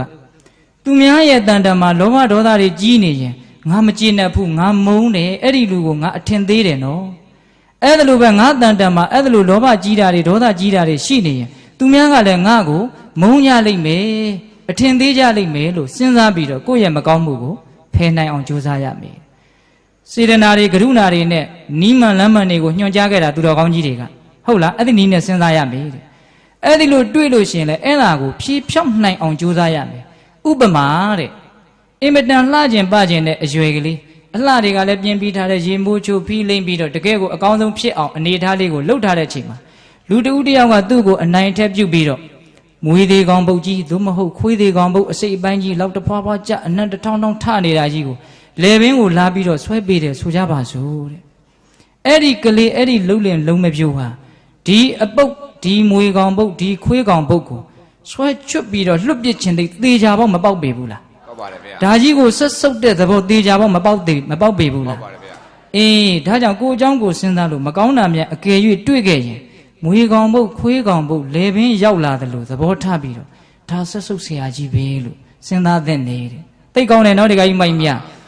အဲ့ဒါလို့စဉ်းစားပြီးတော့ဒါကိုဖြောက်ဖြက်ပစ်ခြင်းတဲ့စိတ်ကင်းဝေးသွားခြင်းတဲ့စိတ်ဆက်ပြီးတော့ပေါက်သင့်နေတဲ့ဟုတ်လားဒါကြောင့်ကိုယ့်ရဲ့မကောင်းတာကိုစဉ်းစားတဲ့နေရာမှာနောင်တရဖို့ပြုမှားမိခြင်းပြောမှားမိခြင်းလို့တွေးပြီးတော့ပူဖို့အတွက်ပြောနေတာလားမဟုတ်ဘူးအဲ့ဒီအခြေအနေကနေလွတ်မြောက်သွားစေဖို့သဘောပေါက်တယ်နော်ဒီလူတွေအေးကောင်းတာကိုစဉ်းစားတာကြတော့ဦးဇင်းတို့စောစောကပြောခဲ့တယ်ဘာဖြစ်စေခြင်းလို့လဲအားဖြစ်စေခြင်းလို့ဟုတ်တယ်ဒီကမာကြီးတွေကအဲ့လိုမှတ်ပြီးတော့ဦးဇင်းကပြောရတာအင်မတန်အားရှိတယ်ဟုတ်လားဒါကြောင့်ဒါနပြုတိုင်းစဉ်းစားစာကနုတ္တိဖြစ်တယ်သီလဆောက်တည်တိုင်းစဉ်းစားသီလာနုတ္တိဖြစ်တယ်သီလာနုတ္တိကလည်းတိတ်တကူကြီးတယ်နော်ငါစင်ကြယ်တယ်လို့သိလို့ရှိရင်တမာတိပညာတွေအစဉ်စဉ်ရင့်ပြီးတော့မဉ္ဇဉ်ဖုန်ဉဏ်တောင်ရနိုင်တယ်နော်ဒီကကြီးမိုက်မြသီလာနုတ္တိနောက်ဘာနုတ္တိကြားဘူးစီတော့ဒေဝတာနုတ္တိကြားဘူးလားဘာတဲ့တုံစဉ်းစားတာလေးကနတ်ပြည်မှာရှိနေတဲ့နတ်သားတွေနတ်သမီးတွေကောင်းတဲ့နေရာမှာရောက်နေတဲ့ဒီတတ္တဝါတွေကောင်းတာတွေလို့သူတို့ကောင်းတဲ့နေရာရောက်ကြတာအဲ့ဒီနေရာမျိုးကိုရောက်နိုင်တဲ့ကောင်းမှုတွေကောင်းတဲ့စေတနာတွေငါမယ်လည်းရှိတယ်လို့စဉ်းစားပြီးတော့နတ်တွေကိုကောင်းမှုရဲ့သက်သေအဖြစ်ထားပြီးတော့ဟောကောင်းလိုက်တာဗျာနတ်တွေဟာကောင်းမှုရဲ့အကျိုးပေးအဖြစ်ဘာတွေတဲ့တော့သက်သေတွေတဲ့ကောင်းတာလို့ကောင်းတဲ့နေရာရောက်နေတာအဲ့ဒီလိုနတ်တွေကိုသက်သေထားပြီးတော့ငါလည်းအဲ့ဒါလိုဖြစ်နိုင်တဲ့အစွမ်းငါမယ်ရှိပါတယ်အဲ့ဒါလိုစဉ်းစားရင်လေဒေဝတာနုတ္တိဆိုတဲ့ဘာဝနာတစ်မျိုးဖြစ်တယ်သိပြီးတော့မြင့်မြတ်တယ်သူလည်းပဲအားကြီးတာပဲငွေကုန်ကြေးကြများသလားမရပါဘူးဗျာတိသက်နေရာတွေအချိန်တွေကိုယူရသေးသလားမရပါဘူးဗျာစဉ်းစားတတ်တဲ့ဉာဏ်လေးနဲ့ယုံကြည်တဲ့စိတ်လေးနဲ့ကြိုးစားဖို့ပဲလိုတယ်မဟုတ်လားအေးဒါကြောင့်ဦးဇင်းတို့ပြောချင်တာကကောင်းတာတွေကိုလည်းစဉ်းစားရမယ်ဘာပြုလို့လဲအားဖြစ်စေခြင်းလို့ကောင်းတာကိုစဉ်းစားပြီးတော့ယဟန္တာဖြစ်သွားတဲ့အကြောင်းလေးအတူတူလေးတော့ပြောဦးမယ်ဗျာဒါလည်းယဟန်တစ်ပါးနဲ့ဆက်ဆက်နေတယ်စောစောတုန်းကယဟန်နဲ့သွားပြီးတော့ပူးမှလည်းကြောက်ရသေးတယ်ရောပြီးတော့မှတ်မိမှလည်းစိုးရသေးတယ်ဒီယဟန်ကတော့သူကတစ်မျိုးတောတဲ့ကိုသူကသွားပြီးတော့နေရာရှာတော့ဂူကြီးတကူတွေ့တဲ့အခါကျတော့သူကအဲ့ဒီဂူထဲတိတ်ဆိတ်တယ်နေထိုင်ဖို့လည်းကောင်းတယ်ဆိုပြီးတော့တပိတ်သင်္ကန်းယူပြီးတော့အဲ့ဒီဂူထဲကိုတရားကျင့်မယ်ဆိုပြီးတော့ဝင်သွားတာအဲ့ဒီမှာဂူကိုစောင့်တဲ့ဂူဆောင်နှက်ကသားလေးတွေသမီးလေးတွေလည်းရှိတယ်လို့ဆိုတယ်အဲ့ဒါနဲ့သူကဟေးသီလရှိတဲ့ယဟန်တစ်ပါးတော့ဝင်လာပြီဒီဂူရဲ့အပေါ်မှာငါမနေနိုင်ဘူးအဲ့ဒီတော့ဒီယဟန်ကတရက်နှစ်ရက်နေမှနဲ့တူပါရဲ့ဆိုတော့ကလေးလေးတွေလက်ဆွဲပြီးတော့ထွက်ပေးရှာတယ်သူကတရက်နေလို့လည်းမသွားနှစ်ရက်နေလို့လည်းမသွားယဟန်တော်ကလည်းအဲ့ဒီထဲမှာတပ်ပါရဖြစ်အဲ့ဒီရွာကလူတွေကလည်းကြီးညိုပြီးတော့ယဟန်ကိုဒီဂူထဲမှာအမြဲတမ်းသုံးဖို့ရှောက်တော့ယဟန်တော်ကငါကတော့ခွာရင်းသုံးလပတ်လုံးဒီထဲပဲနေတော့မယ်နဲ့ဒီလိုဒုက္ခရောက်နေတာကိုယဟန်တော်ကသိသလားမ မသိဘူးမသိတဲ့တရား तू ကနေနေတာအဲ့ဒီတော့စောစောကနတ်လို့မဟုတ်ဘူးဒီနတ်ကဘာလဲဆိုတော့စိတ်ယုံမာတွေဝင်လာတာဒီယဟန်ကိုဒီကူတဲကမနေနိုင်အောင်ငါဘယ်လိုလုပ်မလဲယဟန်ကတီလန်းကလည်းသိစင်ကြတော့သူ့ကိုငါနှင်ပြစ်နိုင်တဲ့အစွမ်းလည်းငါမှမရှိဒီယဟန်မှာတီလဘယ်နာကပြက်တယ်လဲဆိုပြီးတော့သေးသေးချာချာလိုက်ရှာတာယဟန်ဖြစ်တဲ့အခါ तू ဘာတွေလုပ်ခဲ့လဲလိုက်ကြည့်နတ်မျက်စိနဲ့ကြည့်တာနော်တခါကြီးတို့အဲ့ဒါဘာအပြစ်မှမတွေ့ဘူးတဲ့ဗျာအံ့ဩစရာတောင်ကောင်းရောအဲ့ဒီလိုတန်ဃာမျိုးကိုကြီးညိုရတာဟာတခါကြီးဒီကမကြီးများအကျိုးမများဘူးလားများပါတယ်ဗျာကြားလိုက်ရတာနဲ့စိတ်ထဲမှာမကြည်လင်ဘူးလားကြည်လင်ပါတယ်ဗျာအေးတန်ဃာနုတ္တိဆိုတာဒါမျိုးပြောတာသူ့မှာအပြစ်တွေဟာယဟန်ဖြစ်ကြတဲ့ကစားဘာမှမရှိဘူးဘာမှမတွေ့တော့ဒီနတ်ကဘာမှမလုပ်နိုင်ဘူးဒီယဟန်ကိုအဲ့ဒါနဲ့ဒီယဟန်ရဲ့အပြစ်ကိုပဲအမြဲတမ်းရှာနေတယ်အကြားအပေါက်ကိုအမြဲတမ်းရှာနေတယ်စာလို့ပြောရတော့သိလားအပေါက်ကလေးအကြားလေးတွင်သူဝင်မှာအဲ့ဒီကနေပြီးတော့ဘာအကြားဘာအပေါက်မှမတွေ့ဘူးမတွေ့တော့ဒီယဟန်ကိုအပြစ်ရှိအောင်ဘယ်နဲ့လုပ်မလဲသူစဉ်းစားတယ်စဉ်းစားတော့အဲ့ဒီယဟန်နဲ့အင်မတန်ရင်းနှီးတဲ့အိမ်တအိမ်ကအဲ့ဒီတကာကြီးတကမာကြီးရဲ့သားကိုသူကဝင်ပြီးတော့ပူးတာအဲ့ဒီနတ်ကပူးပြီးတော့ခေါင်းကိုနောက်ပြန်လှည့်ထားလိုက်တယ်မျက်နှာကနောက်ရောက်နောက်စီကြီးကရှေ့ရောက်အဲ့ဒါအမြုပ်တွေထားပြီးတော့တက်တယ်လို့ဖြစ်နေတယ်အဲ့ဒါနဲ့အိမ်ကလူတွေကလန့်ပြီးတော့ဟာဘလို့ဖြစ်တာတော့တခါမှဒီလိုမဖြစ်ဘူးပါဘူးဆိုတော့အဲ့ဒီမှာအဲ့ဒီနတ်ကအဲ့ဒီလူပူရင်းနဲ့ပြောတယ်သင်တို့ကိုးကွယ်တဲ့မင်းတို့ကိုးကွယ်တဲ့ဂူထဲကယဟန်တော်ရဲ့တန်တန်ကိုသွားပြီးတော့နွယ်ကြိုသွားတောင်းချင်ဟာတောင်းလို့ရမှာမဟုတ်ဘူးဆေးကုတဲ့ဘုန်းကြီးမဟုတ်ဘူးအဲ့ဒီလိုဆိုရင်ရှိန်ကူလေးနည်းနည်းလောက်သွားတောင်းချင်အဲ့ဒီယဟန်ဒီကနေပြီးတော့ဆေးတစ်ခုခုတောင်းလို့ရလို့ရှိရင်ငါလွတ်ပေးမယ်ယဟန်ဆိုတာဆေးမကူကောင်းဘူးလေအဲ့ဒီယဟန်ကိုဆေးသမားဖြစ်အောင်လုပ်နေတာဒီနတ်ကသိလားတကယ်လို့မြန်သွားတောင်းလို့ဆေးတစ်ခုခုပေးလိုက်တယ်ဆိုရင်အရှင်ဘုရားအသက်မွေးမှုအရှင်ဘုရားပြက်တယ်အာဇီဝပါရိသုတ်တိသီလပြက်တယ်ဒါကြောင့်အရှင်ဘုရားဆေးဆရာတယောက်ပဲယဟန်တစ်ပါးမှမဟုတ်ဘဲနဲ့ဒီကူထဲမနေနဲ့ထွက်လို့သူကပြောမလို့ကောက်ကျစ်တယ်နော်နတ်တွေကလည်းကောက်ကျစ်တာပဲနော်အဲ့ဒါနဲ့သူကအဲ့လိုပြောတော့ဟာအရှင်ဘုရားတပည့်တို့ကိုးကွယ်တဲ့ယဟန်ကအဲ့လိုဆေးကုတဲ့ဘုန်းကြီးမျိုးမဟုတ်ဘူးဖေရအဲ့ဒီလိုဆိုလို့ရှိရင်မနဲ့ဖြန်ခါမှာအဲ့ဒီယဟန်ဆုံးခံကြွလာတော့အဲ့ဒီယဟန်ရဲ့ခြေထောက်ကိုရေဆေးပြီးတော့အဲ့ဒီခြေစည်းရည်လေးကိုသင်သားရဲ့ခေါင်းပေါ်ကိုတော့သင်လောင်းနိုင်တယ်မဟုတ်လားတဲ့အဲ့ဒါလို့တော့တပည့်တို့လောင်းနိုင်ပါတယ်ဖေရအဲ့လိုဆိုရှိစေနောက်နေ့ကျတော့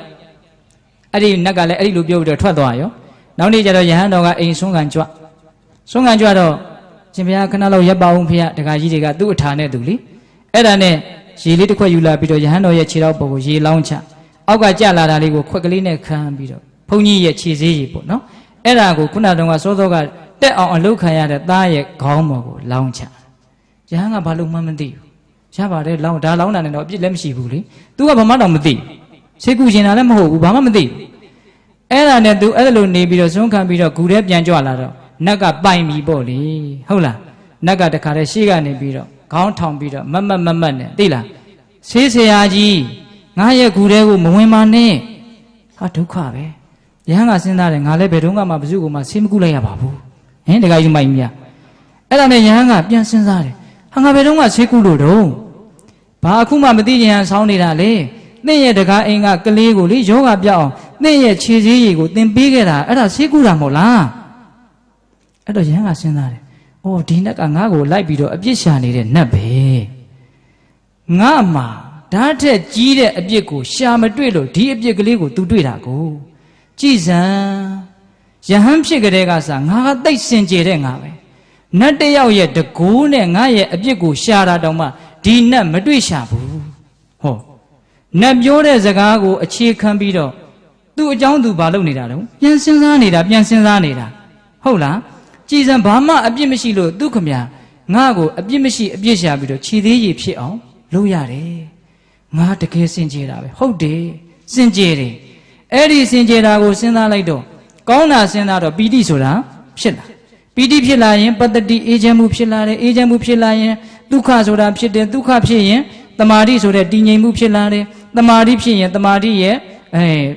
အကျိုးဆက်ကပညာဖြစ်ရင်မဲ့ဉဏ်ဘုံဉဏ်ဝိဇ္ဇာဥမ္မုတ္တိရရောအဲ့ဒီနာရင်ရက်ပြီးတော့သူ့ရဲ့ကောင်းခွက်ရိုးပြောမယ်နော်သူကောင်းတဲ့အကြောင်းကိုစဉ်းစားဆင်ခြင်ရင်းနဲ့ဘာဖြစ်သွားတာလဲယဟန္တာဖြစ်သွားတာအားကြရမကောင်းဘူးလာ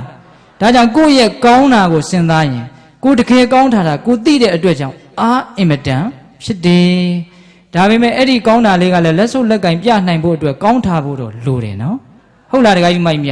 ဒါကြောင့်ဒီနေ့ကစပြီးတော့ငါ၅ပါးသီလကိုနည်းနည်းလေးမှအပြောက်အစွန်းမရှိသေးရဘူးအချားအပေါက်မရှိသေးရဘူးအဲ့ဒါလို့တခါကြီးဒီမိုက်မြဦးစင်းအကြံပေးခြင်းနဲ့သိလား9 ရက်လောက်အဋိဌံပြီးတော့လှုပ်ကြည့်လိမ့်လေတဲ့စကားမပြောဘူးအရက်သေးသားမတောက်ဘူးဟုတ်လား9 ရက်နိုင်သွားပြီဆိုရင်နောက်ထပ်ငါ15 ရက်လောက်လှုပ်ကြည့်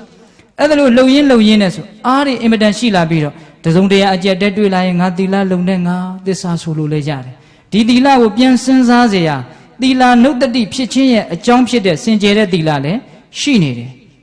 အရင်ရှိတော့အတိုးဆိုတာတက်လာအဲ့တော့အရင်ကိုအရင်ရအောင်ဘာလို့ရမလဲရှာရမယ်ဒါနဟာအရင်သီလဟာအရင်ပြန်စဉ်းစားတယ်ဆိုတာအတိုးတက်အောင်လုပ်တာမကောင်းဘူးလားအေးခုနတုန်းကယဟန်တော်ကတော့ဘာဖြစ်သွားပြီလဲယဟန်နာဖြစ်သွားပြီဗျစောစောတုန်းကပြောခဲ့တဲ့ယဟန်တစ်ပါးကတော့ဘာလဲသူများပြောတဲ့စကားကြောင့်ငါမညစ်နွမ်းဘူးသူလည်းပဲယဟန်နာဖြစ်တာပဲနော်သူများပြောတာကိုမစင်စားဘူးခံနိုင်ရရှိအခုဒီယဟန်ကြတော့ဘာလို့သူများပြောတာကိုအကြောင်းပြုပြီးတော့သူ့ရဲ့ကောင်းကွက်တွေကိုသူပေါ်လွင်ထင်ရှားအောင်စဉ်းစားရင်းနဲ့ယဟန်နာဖြစ်တယ်ဒါကြောင့်ကိုယ်အကြောင်းကိုစဉ်းစားရတာအမျက်တွေကြီးပဲမကောင်းဘူးလားကောင်းနေဟုတ်လားတခါကြီးမိုက်များအေးဦးဇင်းတို့တရားဟောတာဘယ်လောက်ရှိသွားပြီနော်တနာရီနဲ့10 မိနစ်ရှိသွားညောင်းကြပြီလားညောင်းပါဗျာအေးအဲ့တော့ဦးဇင်းတို့ဗာဆက်ပြီးတော့ပြောခြင်းတော့ဆိုတော့ပြောเสียအတူအစားလေးတစ်ပိုင်းအနှစ်သာရအရှိဆုံးအပိုင်းကိုရောက်လာပြီခုဦးဇင်းပြောနေတာကသူများအကြောင်းကိုမစင်စားနဲ့ကိုယ်အကြောင်းကိုစဉ်းစားခုနောက်ထပ်ပြောမှာကကိုယ်အကြောင်းကိုစဉ်းစားတာထက်အရှင်းမြင့်တဲ့ကျင့်နည်းအဲ့ဒါဘာလဲဆိုတော့ကိုယ်အကြောင်းကိုကိုသိ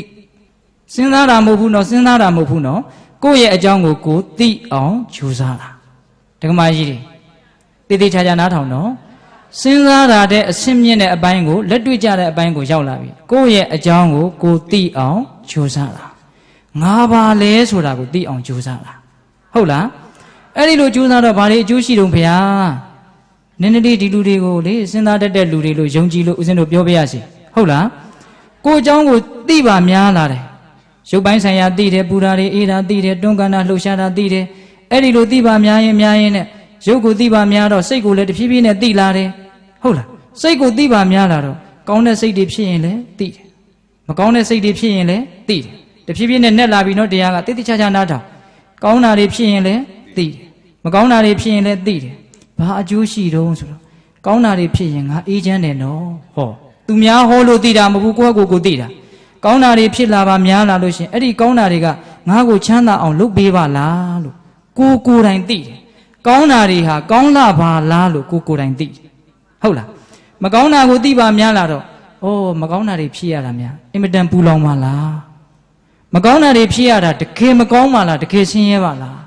းယူလေးနော်တခါကြီးမိုက်မြအခုတရားဆိုတာဒါပဲဗျကောင်းတာဟာကောင်းတယ်ဟေ့မကောင်းတာဟာမကောင်းမှုဟေ့လို့ပြောတာနော်ကောင်းတာလုပ်ရတာများကောင်းတယ်ကောင်းတာပြောရတာများကောင်းတယ်ကောင်းတာကြံရတာများကောင်းတယ်မကောင်းတာတွေလုပ်ရတာပြောရတာကြံရတာဘာမှမကောင်းဘူးဟေ့အခုလည်းမကောင်းဘူးနောက်လည်းမကောင်းဘူးဒီသဘောလေးတွေအဲ့ဒါကိုကိုယ်တိုင်သဘောပေါက်လာတယ်ကောင်းတာလေးတွေမြင်တော့လေချမ်းသာပါလား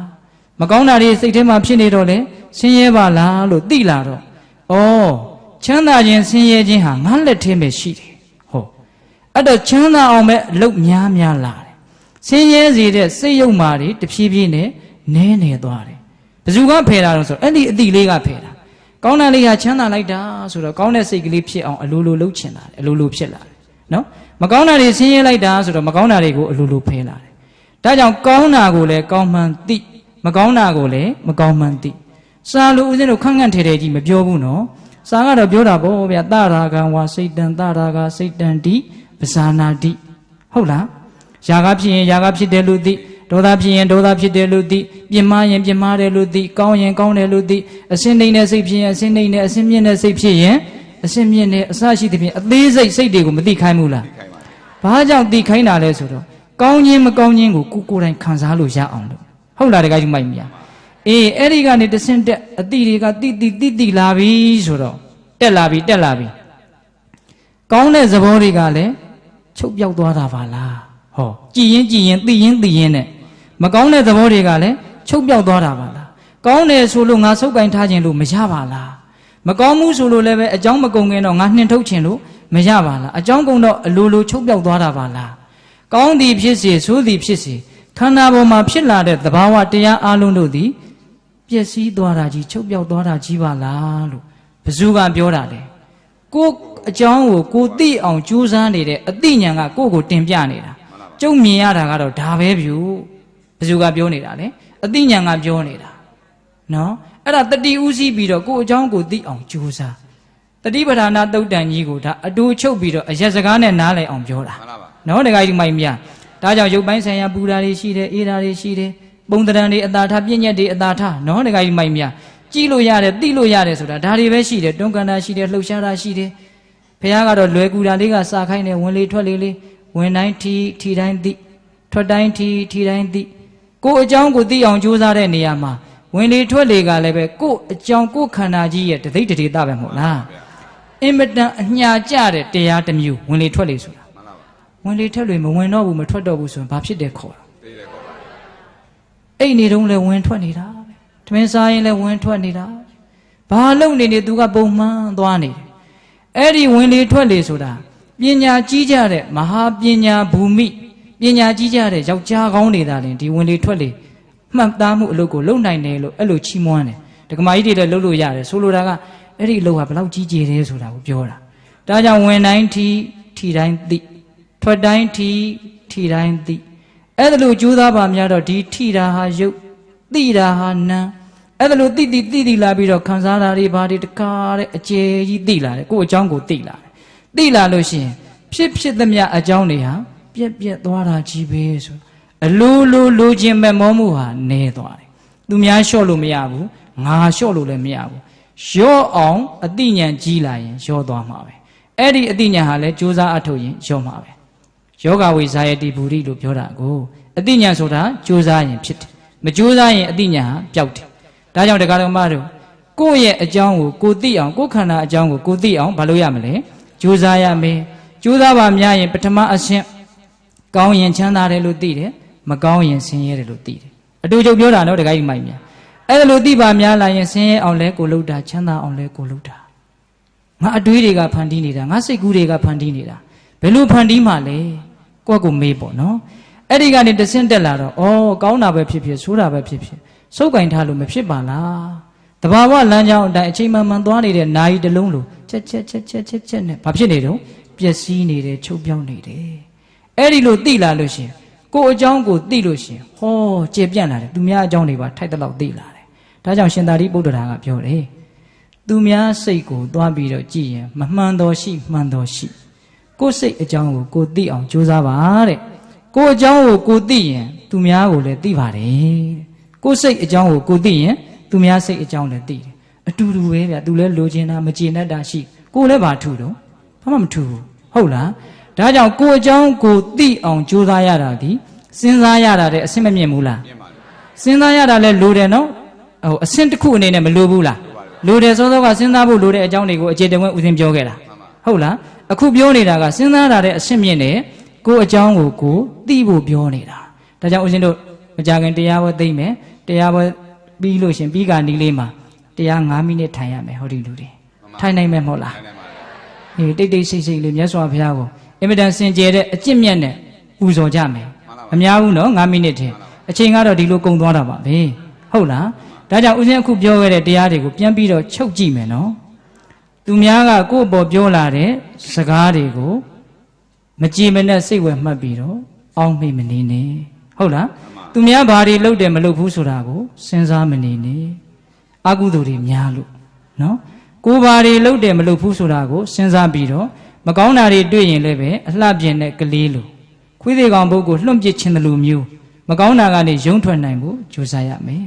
ကောင်းတာတွေတွေ့လာရင်လည်းပဲအားဖြစ်တယ်အဆင့်ဆင့်တက်သွားအောင်နောက်ဆုံးမဉ္ဇဉ်ဖူးဉ္ဇဉ်တွေရအောင်သီလတွေဒါနတွေကိုစဉ်းစားပြစ်လိုက်စမ်းပါမကောင်းဘူးလားကောင်းတယ်အေးနောက်ဆုံးအခုပြောတာကကိုယ်အကြောင်းကိုသိအောင်ကြိုးစားပါဟုတ်လားအေးဒါကြောင့်နပရိတံဝီလောမာနိနပရိတံကတာကတံအတနောဝါအဝေခိယကတာနိအကတာနိသပရိတံသူတစ်ပါးတို့ဤဝီလောမာနိမိမိအပေါ်မလျော်အောင်စောစောကားကပြောကြလာတဲ့စကားရုပ်တို့ကို နာအဝေခိယမကြည်မနှစိတ်ဝဲမှတ်၍မပြတ်ခါကအောက်မေ့ဆင်ခြင်၍မနေရပရိသံသူတစ်ပါးတို့ဤကတာကတံပြုအပ်သောအမှုမပြုအပ်သောအမှုတို့ကိုနာအဝေခိယအလုတ်တစ်ခုဂယုပြု၍ကြည်ရှုဆင်ခြင်၍မနေရအတနောဝမိမိ၏သားလျင်ကတာနိစ္စပြုအပ်သောအမှုတို့ကို၎င်းအာကတာနိစ္စမပြုအပ်သောအမှုတို့ကို၎င်းအဝေခိယအလုတ်တစ်ခုဂယုပြု၍ကြည်ရှုဆင်ခြင်ကြကုန်ရာတည်း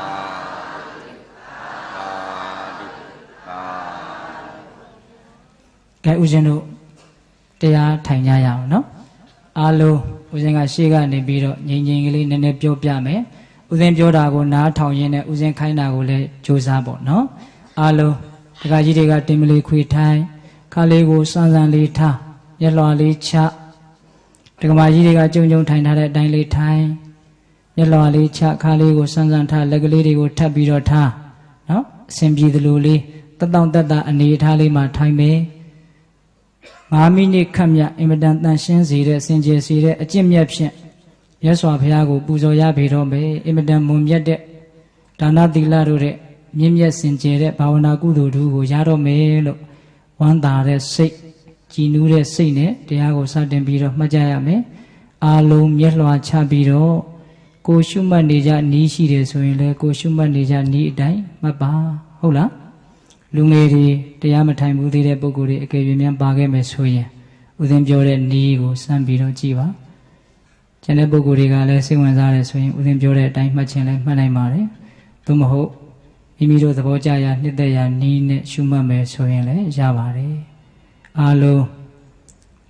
မိမိရဲ့စိတ်ကလေးကိုနာသီးပြားကိုထားပါနာသီးပြားကိုအာယုံပြုပါဝင်လေကလေးဝင်နေတာရှိတယ်ထွက်လေလေးထွက်သွားတာရှိတယ်ဝင်လေဝင်လာတိုင်းနာသီးပြားတနေရာနဲ့ထိခိုက်ပုတ်တိုက်ပြီးတော့ဝင်သွားလိမ့်မယ်ထွက်လေထွက်သွားတဲ့အခါလဲနာသီးပြားတနေရာမှာထိခိုက်ပုတ်တိုက်ပြီးတော့ထွက်သွားလိမ့်မယ်အဲ့ဒီမှာမိမိတို့သိရမှာကဝင်လေဝင်တဲ့နောက်ကိုလည်းမလိုက်နဲ့ထွက်သွားတဲ့နောက်ကိုလည်းမလိုက်နဲ့အဲ့ဒီဝင်လေနဲ့နှာသီးပြားနဲ့ထိတဲ့နေရာလေးကိုအထိုင်ချပြီးတော့ထိတိုင်းသိအောင်ကြိုးစားရမယ်စတင်ပြီးတော့မှတ်ပါဝင်လေဝင်တိုင်းထိတိုင်းသိထွက်လေထွက်တိုင်းထိတိုင်းသိအင်မတန်စင်ကြယ်ပါတယ်အင်မတန်တန်ရှင်းပါတယ်အင်မတန်မြင့်မြတ်ပါဝင်လေလေးဝင်တိုင်းထိတယ်ထိတိုင်းသိလိုက်မယ်ထွက်လေလေးထွက်တိုင်းထိတယ်ထိတိုင်းသိလိုက်မယ်ဝင်လေထိတာလဲထိ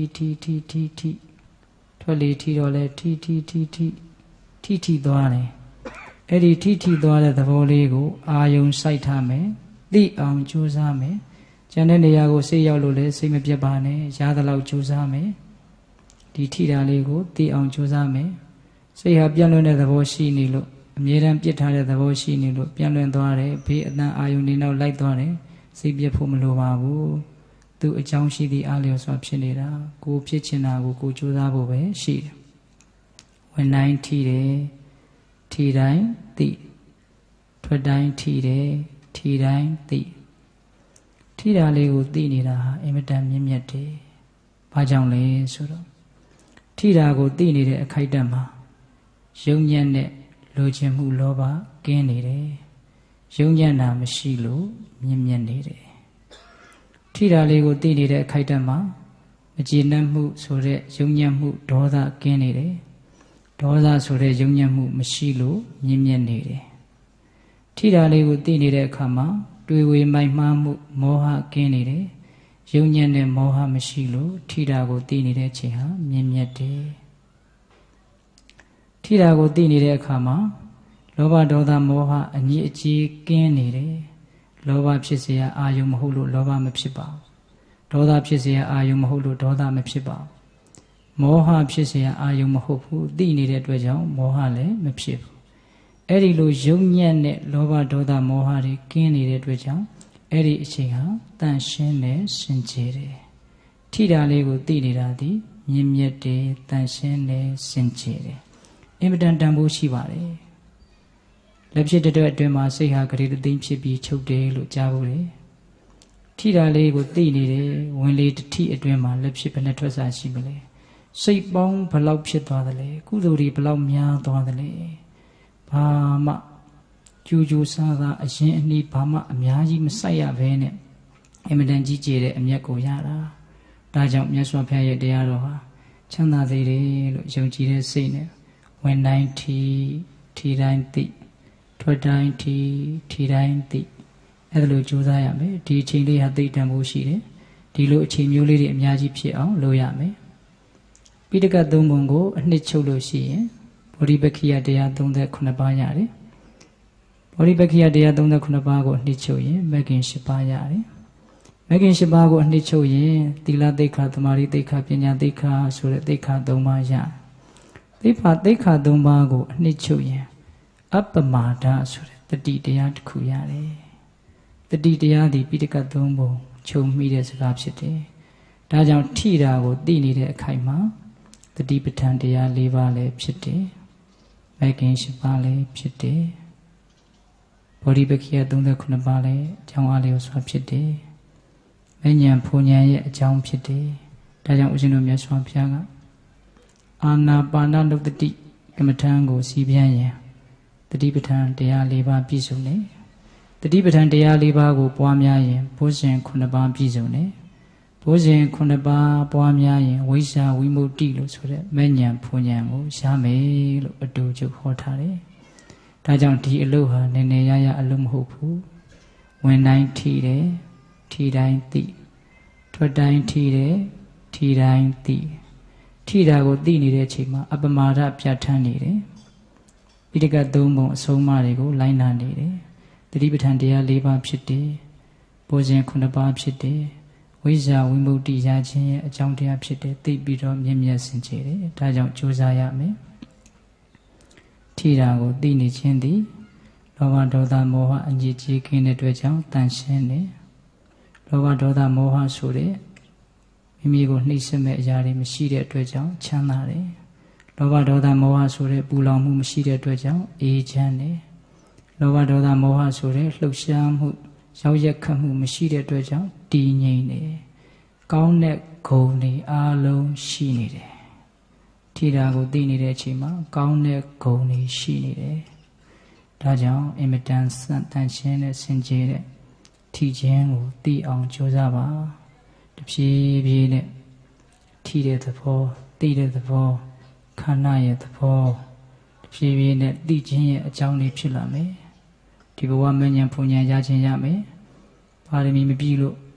မိမိတို့ကြိုးစားအထောက်မှုလိုလို့မရတော့နောက်တစ်ချိန်မှာမဉ္ဇဉ်ဖူဉ္ဇဉ်ရခြင်းရဲ့အာကြီးတဲ့အကြောင်းဥပနိဒေယဖြစ်နိုင်တယ်ဒါကြောင့်မိမိတို့အိမ်မှာလည်းပဲအေယဝင်အေယထနေဆုံးတရက်တစ်ချိန်ကိုနာယူဝက်သို့မဟုတ်တနာကြီးကြိုးစားအထောက်နိုင်ကြမယ်ဆိုရင်မိမိရဲ့အကျိုးစီးပွားကိုစစ်မှန်သောဒီလမ်းဖြင့်ရှာဖွေရရောက်ပါတယ်ဒါကြောင့်မိမိတို့အိမ်မှာမသေးခင်နေရတဲ့အခိုက်အတန့်လေးမှာသူတော်ကောင်းတွေအထက်ထက်ချီးကျူးတဲ့သူတော်ကောင်းတွေကောင်းတယ်လို့တဖွာဖွာပြောခဲ့တဲ့ဒီအလုပ်ကိုစ조사နိုင်ကြပါစေဒီအလုပ်ကိုစ조사ပြီးတော့မဉ္ဇဉ်ဖူဉ္ဇဉ်ရဲ့အကြောင်းတရားတွေများအောင်တည်ဆောက်နိုင်ကြပါစေမဉ္ဇဉ်ဖူဉ္ဇဉ်ကိုဒီအလုပ်ရဲ့အကျိုးဆက်အနေနဲ့ရရှိနိုင်ကြပါစေဦးဇင်းတို့အလုံးဝန်တိုင်းထီတိုင်းသိထွက်တိုင်းထီတိုင်းသိဒီအလုပ်ဒီတန်ဖိုးအင်မတန်ရှိတယ်လို့သဘောပေါက်ပြီးတော့မိမိရဲ့ကြံရှိနေသေးတဲ့ဘဝတစ်လျှောက်မှာတတ်နိုင်သမျှကြိုးစားနိုင်ကြပါစေကဲဦးဇင်းတို့အားလုံး10မိနစ်လောက်တောင်ရှိသွားပြီနော်အင်မတန်ကောင်းပါတယ်ဟုတ်လားအားလုံးတတိကနေပြီးတော့ထားလို့ရပါပြီဦးဇင်းတို့ဆိုခဲ့တဲ့သောတော်တုန်းကဟောခဲ့တဲ့တရားတွေကိုမေတ္တာပို့ပြီးတော့အဆုံးသတ်မယ်နော်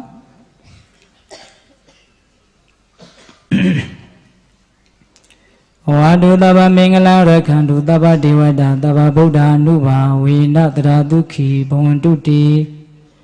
ဘဝတုသဗ္ဗမင်္ဂလရခန္တုသဗ္ဗဒေဝတာသဗ္ဗဓမ္မာ ानु ဘာဝေနတရာဒုက္ခိဘဝန္တုတိ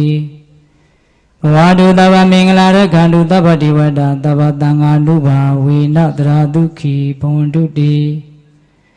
တေတုမာကတရားနာပိသပေါင်းတင်သူတော်ကောင်းတို့စားတာအလုံးသောတတ္တဝအနန္တတို့အားသဗ္ဗမင်္ဂလံလောကီလောကုတ္တရာကောင်းဆိုသမျှမင်္ဂလာဝါဝါသည်ဘဝတုကောင်းစွာမသွေဖြစ်တော်မူကြပါစေတည်းတေတုမာကတင်တရားနာပိသပေါင်းသူတော်ကောင်းတို့စားတာအလုံးသောတတ္တဝအနန္တတို့အားသာဝတိဝတ္တမိမိတို့ခန္ဓာကိုယ်မှာစောင့်ကြနေကြကုန်သောနတ်မိမိတို့အိမ်မှာစောင့်ကြနေကြကုန်သောနတ်မိမိတို့ရက်ကွက်မိမိတို့မြို့မိမိတို့ရွာမိမိတို့သာသနာမိမိတို့ကဘာမှာစောင့်ကြနေကြကုန်သောနတ်မြတ်ကောင်းတာအပေါင်းတို့ကလည်းပဲရခန္တုကောင်းစွာမသွေဆောင်ရှောက်တော်မူနိုင်ကြပါစေတည်းဒီဒုမကံတင်တရားနာပိသပေါင်းသူတော်ကောင်းတို့စားတာအလုံးသောတတ္တဝါနန္ဒတို့အားသဗ္ဗဝုဒ္ဓနုဝဝေနာကင်းငါဝါလူသေးစုမကပွင့်တော်မူကြတဲ့စုစုတို့တာပါဘုရားရှင်ကိုတော်မြတ်တို့ရဲ့တခုတည်းသောအာနုဘောတော်တို့ကြောင့်၎င်းသဗ္ဗဓမ္မာနုဝဝေနာမလီတံပူလိတံနိဗ္ဗာန်ပရိယတိဟုဆိုသောစေတံတော်တရားတော်မြတ်တို့ရဲ့တခုတည်းသောအာနုဘောတော်တို့ကြောင့်၎င်းသဗ္ဗသံဃာနုဝဝေနာမကထံလေးရောက်ပလက်ထောင်လေးရောက်ဆိုသောရှေအောင်တော်ရိယာသံဃာရှင်မြတ်တို့နဲ့တကွသီလဂုံသမာဓိဂုံပညာဂုံတို့နဲ့ပြည့်စုံတော်မူကြတဲ့သမုဒိတံဃာရှင်ကောင်းရှင်မြတ်ပေါင်းတို့ရဲ့တကုတည်းသောအာနုဘောတော်တို့ကြောင့်၎င်းတရားနေရောညပါဘယ်ခါမဆိုင်ချင်းရှိတိုင်းဒုက္ခိကိုယ်စိတ်နှပြချမ်းသာချမ်းသာရင်ရှိကြကုန်သည်ဘဝတုကောင်းစွာမသွေဖြစ်တော်မူကြပါစေတည်း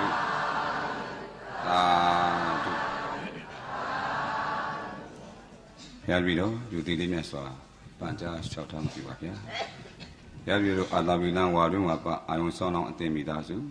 အလုံးမြတ်နဲ့ရက်ွက်အသီးသီးမှာ9ရက်သားမိသားစုပြင်းအောင်ပွဲယူမိသားစုစီရုဏမိသားစုဓမ္မပူဇာဘုရားဝဲမတဲ့လူရှင်များဥမြင့်သိန်းတော်ဆန်းဆန်းဤမြေအောင်စိုးမင်းခေါ်မင်းမင်းနဝကမတူတော်9000ကွယ်နေသူနှစ်ဖက်မိဘနှစ်ဖက်သောဖခင်များအာကြီးစု၏နှစ်ဖက်သောမိခင်များကိုအမှုထားပြီးဥဆိုဝင်တော်တည်တည်မောကောင်းမှုနဝကာမတုံတတောင်းဘူဝိုင်လမြောက်ပိုင်းနဲ့ဆရာဆောင်းလားဆောင်းလောင်းအတင်ခုနှစ်သားမိကောင်းမှုနဝကာမတုံတတောင်းကိုချမ်းကြော်ကြော်ပိုင်းမတ်စင်စင်စောမြင့်သားလေးအောင်ကြော်ကြော်ပိုင်းမိသားစုကောင်းမှုနဝကာမကြောင့်ငွေတတောင်းစုတဘောနဝကာမတုံငွေ9သိန်း9300ကျန်တယ်ခုနှစ်သားမိဓမ္မမိတ်ဆွေပေါင်းစုရင်ကောင်းမှုပြုနဝကာမတုံငွေ6သိန်း3300စုတဘောနဝကာမတုံငွေ14သိန်း5380ကျပ်ကိုသူတော်ကောင်းတို့ကိုစားအကျိုးဆောင်ကိုအောင်လေးမှအကျိုးဆောင်ကြီးဥတန်းထေထံတို့ဆက်ကကြီးမှထူနာပူဇော်ပေးပါရန်လေးမြတ်စွာပန်ကြားပါကြောင်း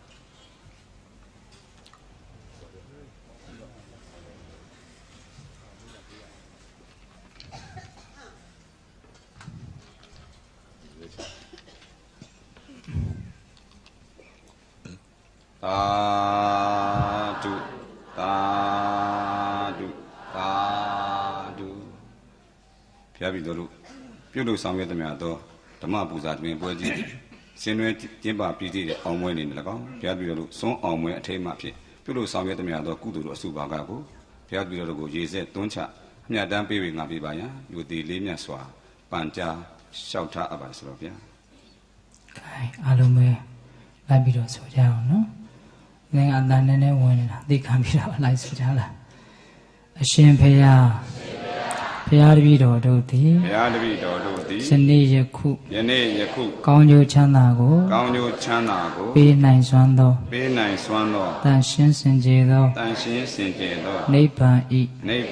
အကြောင်းအထောက်ပံ့ဖြစ်သောဒါနကောင်းမှုသီလကောင်းမှုဘာဝနာကောင်းမှုတို့ကိုပြုလုပ်ကြပါကုန်၏အရှင်ဘုရားဤကောင်းမှုဤကုသိုလ်တို့ဤအစွမ်းတတ္တိကြောင့်မဉ္ဇဉ်ဖို့ဉဏ်ဉာဏ်နိဗ္ဗာန်ကိုလျင်မြန်ထုတ်ချောက်မျက်မှောက်ပြုအပ်ပါလို၏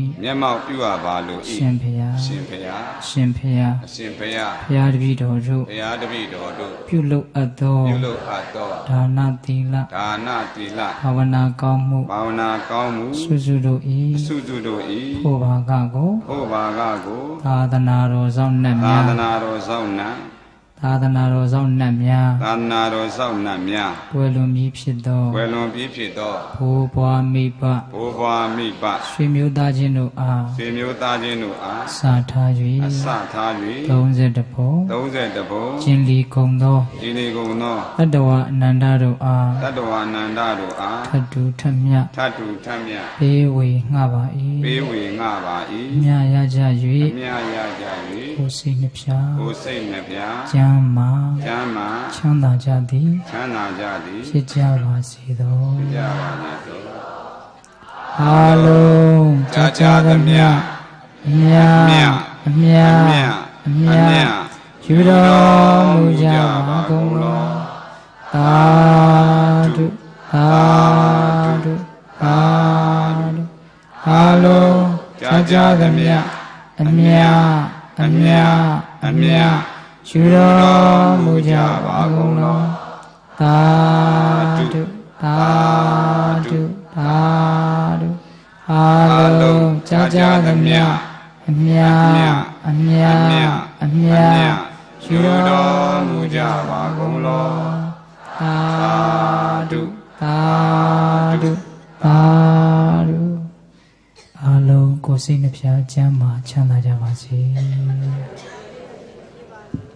စေနာယီမတင်အားလုံးတနာယီခွဲတိတိပေါ့နော်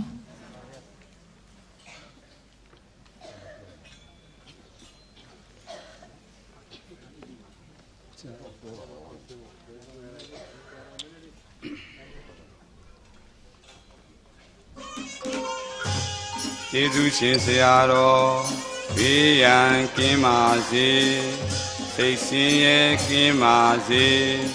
ကိုယ်ဆင်းရဲကင်းပါစေကိုယ်စိတ်နှပြ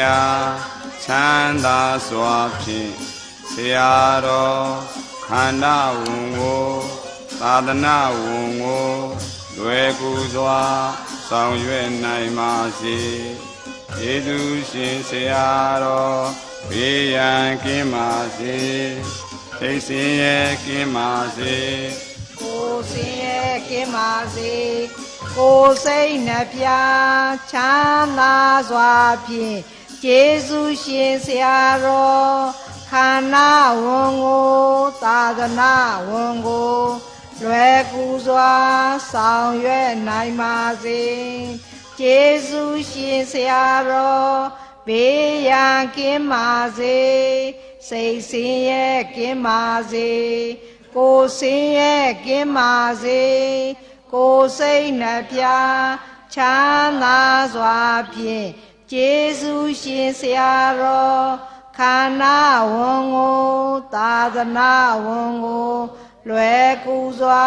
ဆောင်ရွက်နိုင်ပါစေရှင်ဆရာတော်တတ်တော်ရာကျော်ရှိပါစေယေရှုရှင်ဆရာတော်တတ်တော်ရာကျော်ရှိပါစေယေရှုရှင်ဆရာတော်တတ်တော်ရာကျော်ရှိပါစေသာဓုသာဓုသာဓုလေးစားတဲ့ကုသိုလ်ရှင်များဓမ္မတွင်ဘောကြီး၃ညဖြစ်မြောက်အောင်အစသာရပါမုတ်ပြန်ကြတဲ့ကုသိုလ်ရှင်များဝေဆန္ဒလူဝတ်တော်ဆန္ဒအလုံးတော်တဲ့ပြည့်မြောက်အောင်ပြည့်စုံရတော်ဘုရားများဟောပေါ်ညွှန်ပြသို့ဆုံးပါတဲ့တရားဓမ္မများကိုခန္ဓာဉာဏ်ရောက်ကျင့်ကြံကြိုးကိုအားထုတ်နိုင်ကြပါစေကြောင်းသူတောင်းမြတ်တာသုတအပ်ပါကြောင်းကျွန်တော်တို့ထေဆောင်ထားတဲ့ဆရာများအားလုံးကျွန်တော်တို့တရားကြသူပြီးတော့သဝဒါနာလေးဆက်လက်ပေးကြပါရစေဒီနေ့ဆက်ပါကြပါမယ်